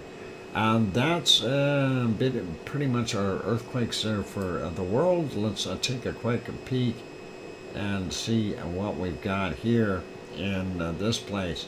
It's called Hawaii. You might have heard of it. The big island, and there's a 2.2 offshore from 6:40 a.m. 41.2 kilometers below sea level. And let's have a look at some of the other stuff. I'm happy to see a couple of quakes over here. This is Kilauea, and there's this one, 1.8 from 1816, 2.2 kilometers down. And next one over here, 1.0, Fern Forest, Hawaii area, from 1433, 1.3 kilometers down for that one in magnitude. At 2.8 from 1433, 1.6 kilometers below sea level for him. Let's take a look in the Pahala region. Everything here typically between about 26 and 37 kilometers down. If it's different, we'll mention it. 2.1734 this morning. This one is a 2.6, a little bit bigger, and that is from 1327. This one is a 2.0 from 7 a.m. Take 4 hours off to get that Hawaii time for right now, till we get the time change, and it becomes 3 again. 1.8 from 12:15, 27.5 kilometers down. Let's grab these other ones here. 2.3 from 11:21. This one is a 3.3, biggest of the day there. 4:11 a.m. for him, and that is fairly close to town. They would have felt it, and there's Pahala itself. So definitely 3.3 is a shaker. Anyway, 1.7 there from 5:50. And let's go over here. We see 2.1 from 1816, that's okay, and 29 kilometers down. This one 1.7 from 7:50 a.m. and this one is a 1.8 from 21:02 yesterday. And that's it for our quakes there in our wonderful Hawaii, and things not too banging and shaking up or anything like that. One of the things I did want to mention, we're still looking at the numbers here for worldwide earthquakes. Our average is still about 400 quakes low. Typically we have about 2,200 quakes, 2240, 2250 roughly on average, and that's what it's been over the past few years. That's per 7 days, and we're not seeing those numbers as of late. So definitely something else is going to have to change to pick up the pace, maybe, I think.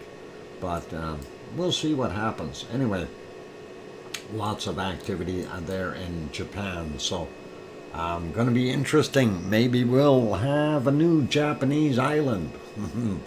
That'd be pretty cool. Japan is making their own Hawaii. That's what they're doing. I figured it out. It's Japan. They're doing it. All right. It's time for a break, or pretty close to it. So I am going to go and get that ready, and we will get that on the screen here.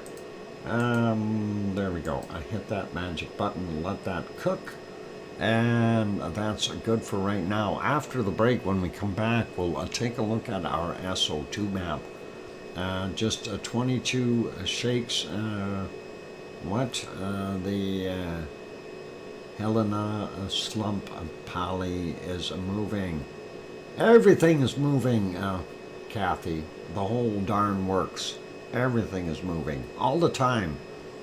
Some of it just a little bit slower than others. You know, like me. Anyway, let's leave it there. For those good people who are here, if you have not yet hit that like button, give it a quick bob, please.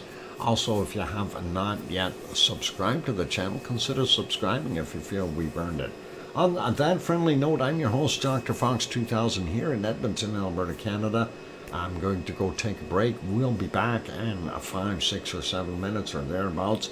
And then we'll go over our SO2 map for around the world.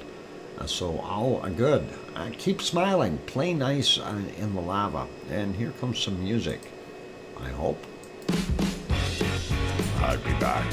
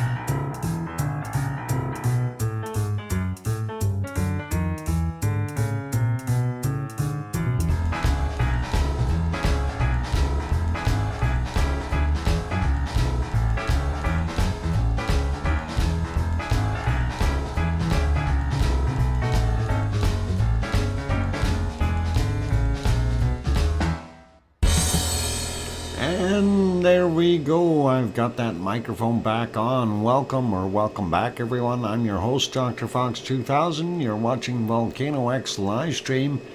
And I had a peek at the SO2 map, and now I know why I'm coughing so much. Thank you for the welcome backs, Sue and Mars 2028 and Cananaskis Country and Scott Hartman. Thank you guys, and appreciate the welcome backs. All right, let's park our canned lava for right now. It is actually a pretty nice site right now. Looking at the screen, I thought it looked pretty good anyway. You know, from just at sunrise there for that guy at 4:10 a.m. Wow, and a nice looking event. So pretty cool. Anyway, we'll put that on pause, and he's a nice doc. Okay, awesome. And thank you, Kathy, and all good. Okay, yeah, I was busy climbing the highest mountain in West Virginia today to catch the news. Doc, make the Icelandic volcano go off, please. Make it go off or go away. I can't do a darn thing with it. It's those lava workers, and they're always on strike. Let's get over to the SO2 map and see what we've got going on there. Gotta find it. There it is. All right, so of course where I am, and okay, we look at the levels 125.63, very, very high levels of SO2 here right now in Edmonton. And I was wondering why I'm coughing. Now I know. Sheldon, you bad. Sheldon, a bad volcano.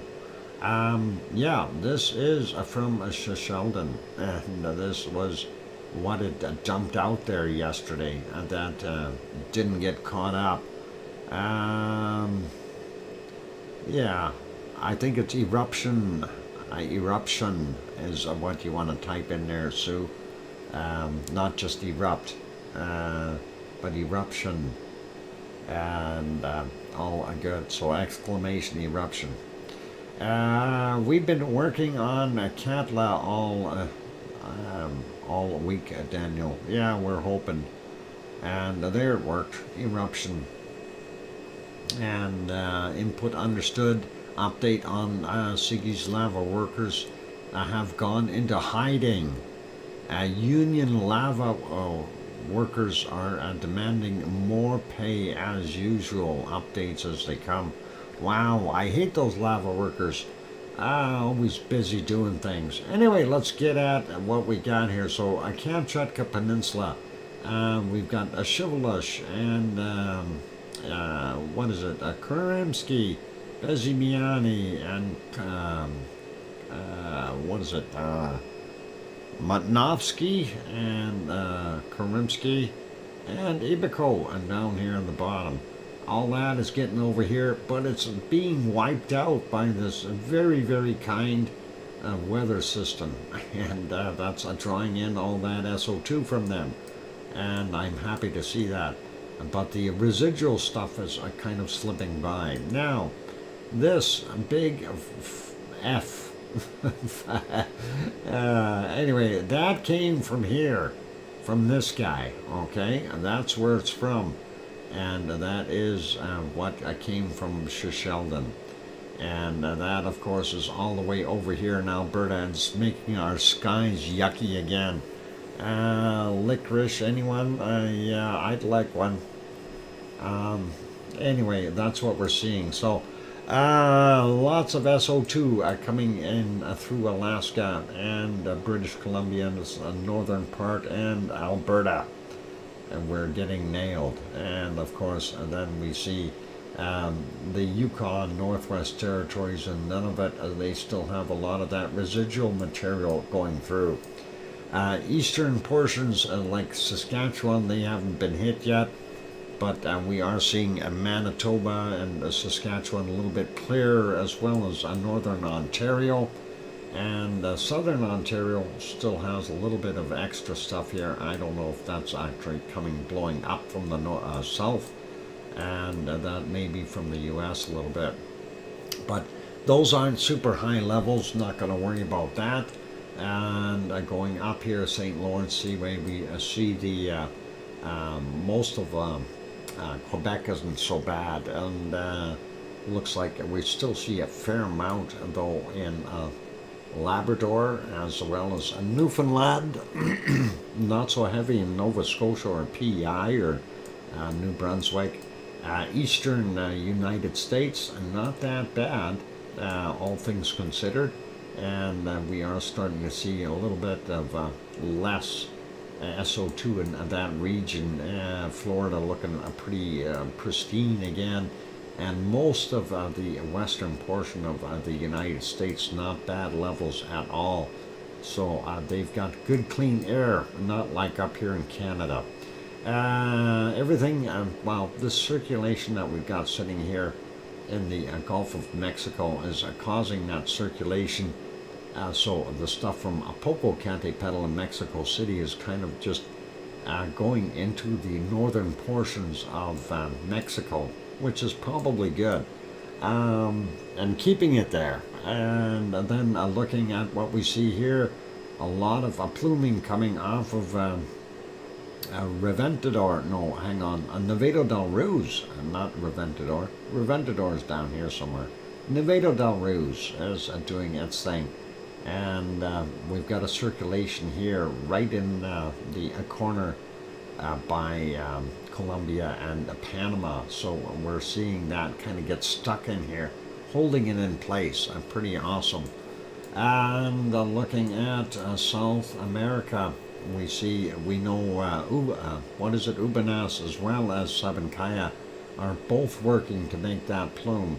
And that is what we're seeing, fairly heavy levels. And the rest of Chile looks not so bad, and not so bad over in Rio de Janeiro, sliding down. Can't really see too much coming from Michael Volcano. And we've got all kinds of extra stuff here again, some very heavy outlay. I don't know where this stuff is coming from.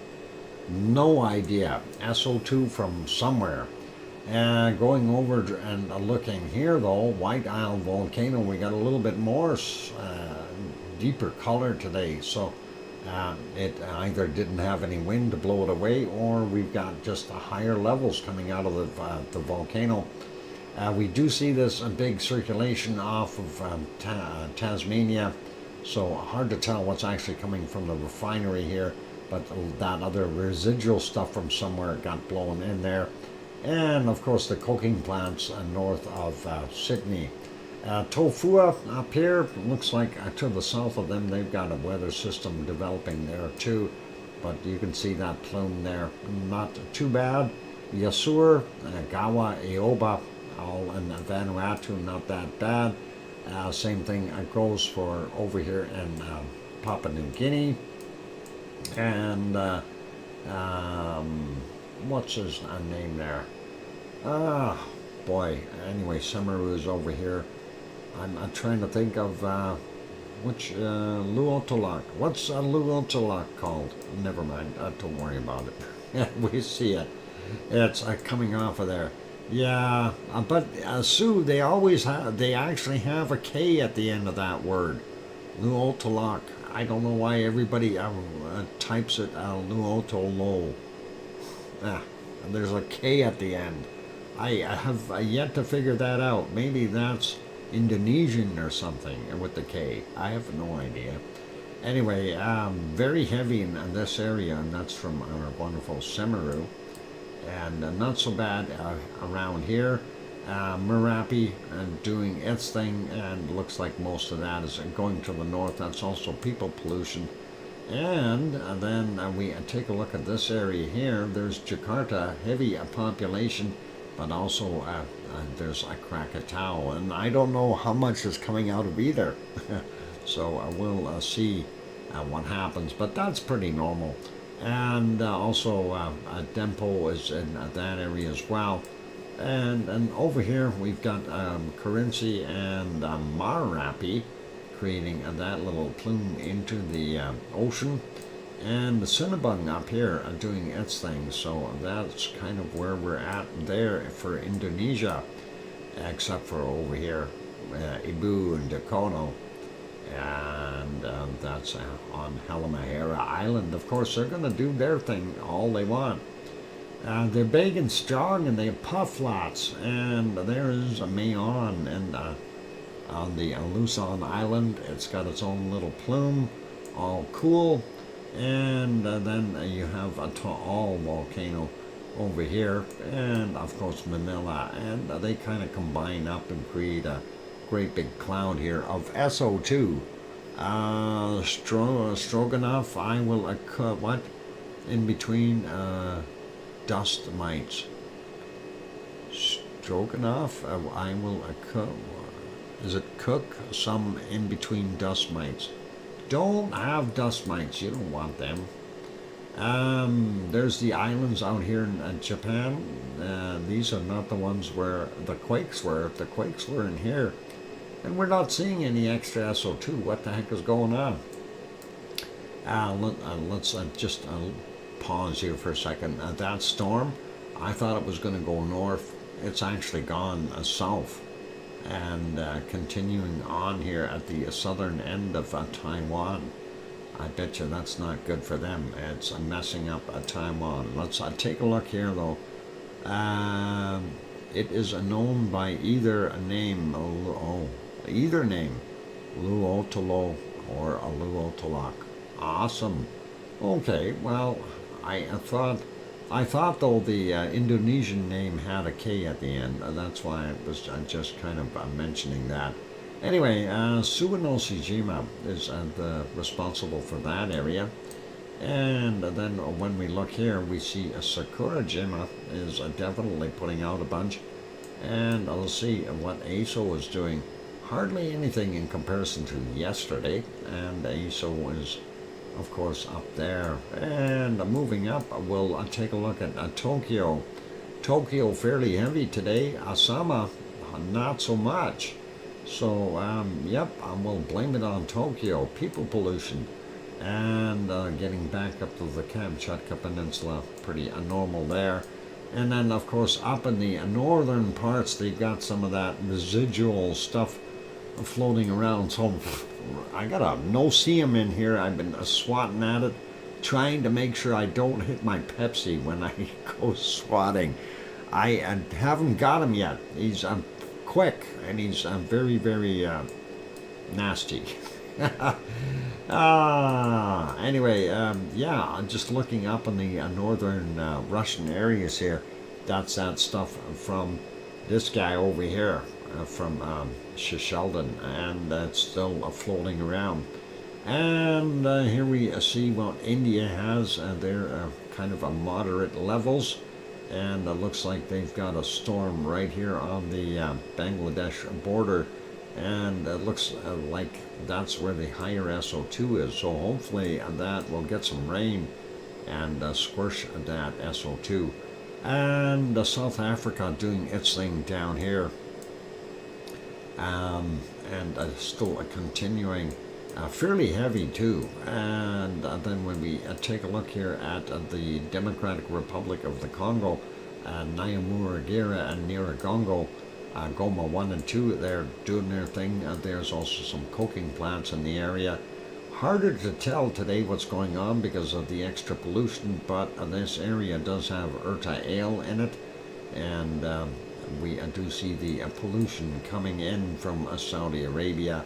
Saudi Arabia, Iraq, Iran, and Kuwait, of course, have some heavy oil refineries. There's also refineries up in Lebanon and Beirut and places like that. Still seeing a fairly heavy SO2 levels here in Turkey, and hopefully that'll dissipate a little bit. At least for a cost there, 12.55. That's better than the 125 plus that we've got here. Anyway, looking at this, this is from Mount Etna in Sicily, and there's Etna there. And of course Stromboli also still continuing to do its thing. I haven't looked at any of the updated photos from Stromboli yet, but we'll maybe take a peek in a second. Spain doesn't look so bad, Portugal not bad, but the rest of Europe is getting nailed with SO2, and it's even worse up in the north, up in Norway and Sweden and Finland right now. So hopefully that will dissipate. England, of course, getting hit, and then Scotland. Ireland, not so bad, but still getting a bunch. And Iceland, definitely covered in piles of SO2. Higher levels, 23.75 for the Reykjavik area. Not so good. Hopefully that'll clear up a little bit. But like I said, for us here, 125 right now, and I've been wondering why I was coughing. And this stuff has been here for a while, so Ukrainian, these guys were diving the Chernobyl water flood basements. I don't think they want children. Oh boy. Anyway, let's leave that alone. Yeah, so lots of SO2, and that is going to take, again, some couple of weeks or so of non-activity to really clear the skies for us. So hopefully that will happen. Anyway, let's go take a quick look at the weather map here. And there we go. And Sue, you did send me that shot yesterday of where it's this is supposed to be going according to the spaghetti map. Felipe is here, and by Sunday it's supposed to be here. And that would be not so good. Today is, what is it? Today is Wednesday, so yeah, Thursday, Friday, Saturday. I don't know if it can make it there, depending on how much downward pressure is on there. I don't think it's going to make it all the way that quickly. I don't know if it will, but I'll see if I can find that from yesterday there and bring that up. The other one, okay, off in the Pacific, and we see 4 lows from Hawaii all the way in, and boom, boom, boom, and that is storm material, so that has got some power feeding it, and we'll see what happens if Lydia comes ashore and goes north. That'd be interesting to see. And getting to the other side of the pond, there is our Koinu, and as I mentioned before, it was sitting on the bottom end of Taiwan, and the whole island of Taiwan, and of course over here on this side in the Philippines, as well as China, is getting nailed along the coastline. That is some pretty nasty storm happening there right now, and I hope they fare well with that one. So that is kind of what we're seeing there. Looking at some high temperatures, we see northern Australia showing up to 36 degrees Celsius in some places, maybe even higher, 37 right there. So there's a 38. So that is pretty warmish, and that's what we're seeing for highs so far. So pretty cool, or warm. It's not cool, it's warm. 38 is a warm.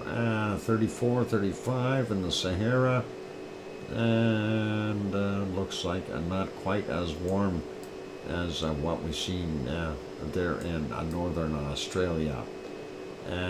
Even over here in Dubai and those places, and still not anywhere near as warm. We are starting to see some heat get back into Africa, so that is pretty good as well. Looking at the other spots, I don't see anything else that's a really killer out there. Even Death Valley is not going to compete. Mexicali and those areas, no. Mexico 31, 32 degrees. nothing too super hot on the planet yet, so that is all good. Let's take a look just at the satellite here with the storms. This Lydia is quite large. It's got a good cloud base there, and Felipe is definitely starting to gather more clouds. Again, it's going to be hard to see what's going to happen because we have this downward flow here, and it's a tropical storm now, but it could build up to a hurricane, Felipe. Yeah. Well, it's interesting, Sue, but I don't know. Right now, you've got a low sitting here. No, sorry, a high sitting over top of you. It's drawing down that colder air, and I think it's going to keep pushing that cold down. That cold air is going to take the energy out of that storm. So I don't know what's going to happen. Anyway, we do see that other flow coming in here, and that's a pretty awesome. And the Central America getting nailed as well. Looks like we've got some stormy stuff out in the Atlantic here as well, off of Argentina, and some huge circulations in the Pacific, both highs and lows battling for stable ground, I guess. Here's another one just off of Tasmania that is something that's liable to be a storm. Looking pretty nasty in some places, but all in all, not that bad. Here's that one that we mentioned here about up in the Bay of Bengal, and you can see the storminess right there. So definitely getting the eastern part of India as well as Bangladesh right there. So nasty. Anyway, that is about it for today, ladies and gentlemen. I don't have too much else to add. We'll do a quick peek at the coldest temperature on the planet. And I just got fortunate here and already see a minus 77 degrees Celsius. Or is that I've got frostbite instantly? I have no idea. There's a minus 78, minus 79 I just seen, and there it is, minus 79 degrees. Brr. Let's go check around though. There's got to be other temperatures in here if that is that cold, and we might see something a little cooler yet. Snooping around, and we don't actually see anything too much colder. Minus 60s, 66, 69, no 70s. Super Dr. Fox, where's Sharon? I miss her. Sharon Stewart? Oh boy. I don't know where she is. Hang on, what's today? Today is Wednesday. She's doing choir stuff today, I think. She's got singing today. Yeah, that minus 79, you found it as well? Okay, so, Sue, yeah, I think that is about it. So, we see a bunch of minus 70s in this area, down to minus 75, 76. But it was up in here that we found that, I found a minus 80. Minus 80 right there on the screen. Ooh, okay. So is there a minus 81? Let's just zoom in on here. Yep, a minus 81. And then we have a minus 82. No, I'm going to live with minus 81. It's Wednesday, choir and knitting Zoom. I knew there was some kind of a stitching going on. Anyway, yep, minus 81 degrees Celsius in our wonderful Antarctica. And that is pretty scary. That'll freeze you. Oh, I found a minus 82 now. Wow, that is a pretty cold. Yeah. And that is just by accident. I didn't go that far north. Oh, yeah, you get head north to get cold. Oh, hang on, that's in the northern continent. Yeah, South Pole, I guess. But yeah, it's that's cold enough. All right, let's zoom that out. Actually, let's put you back over onto the canned lava, and we'll get things there. Hang on, where's that canned lava? We'll make it move. How about that? Make it like real live, almost. All right, and there it is, moving canned lava. And time for me to yeah, finish it off. Yes, Sue, it's a third degree beating. Anyway, awesome, and that's it for our show today.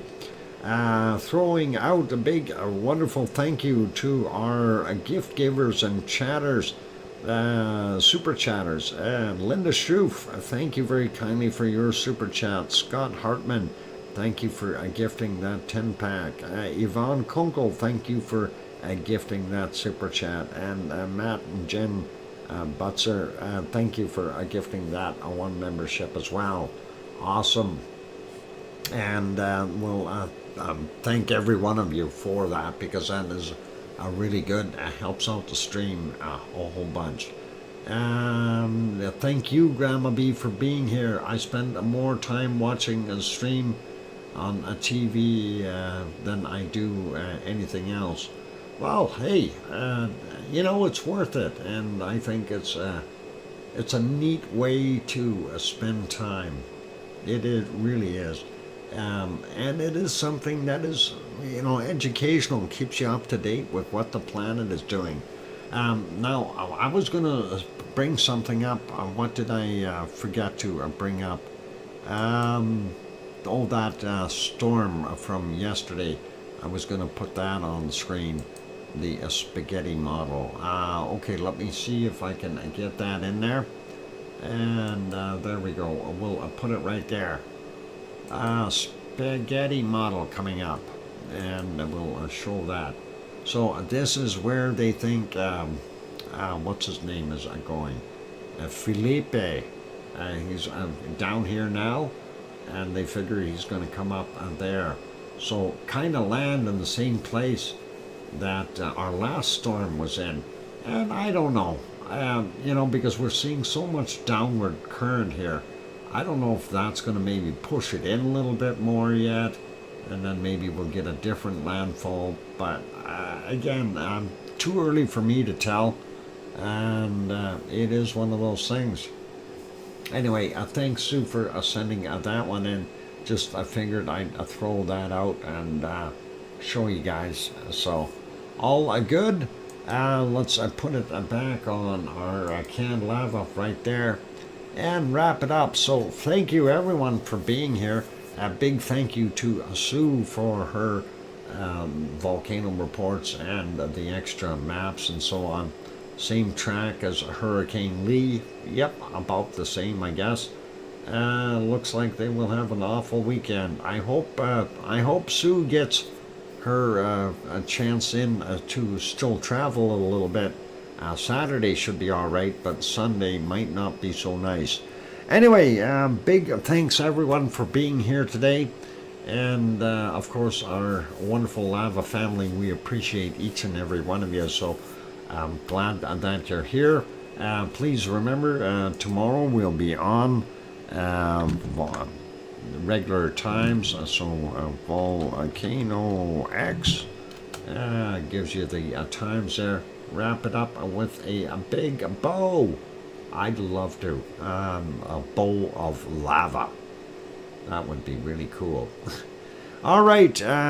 Be good, be kind, take care of yourselves. Thank you, everyone. And it's awesome to have you here. We'll see you all tomorrow. Take care. Have yourselves a wonderful morning, afternoon, evening, or night. And we'll see you. Take care. Oh, and one thing left to add. Please tell your loved ones that you love them tonight, for tomorrow is never promised. I'm your host, DrFox2000, here in Edmonton, Alberta, Canada. Good night, everyone. Oink, oink.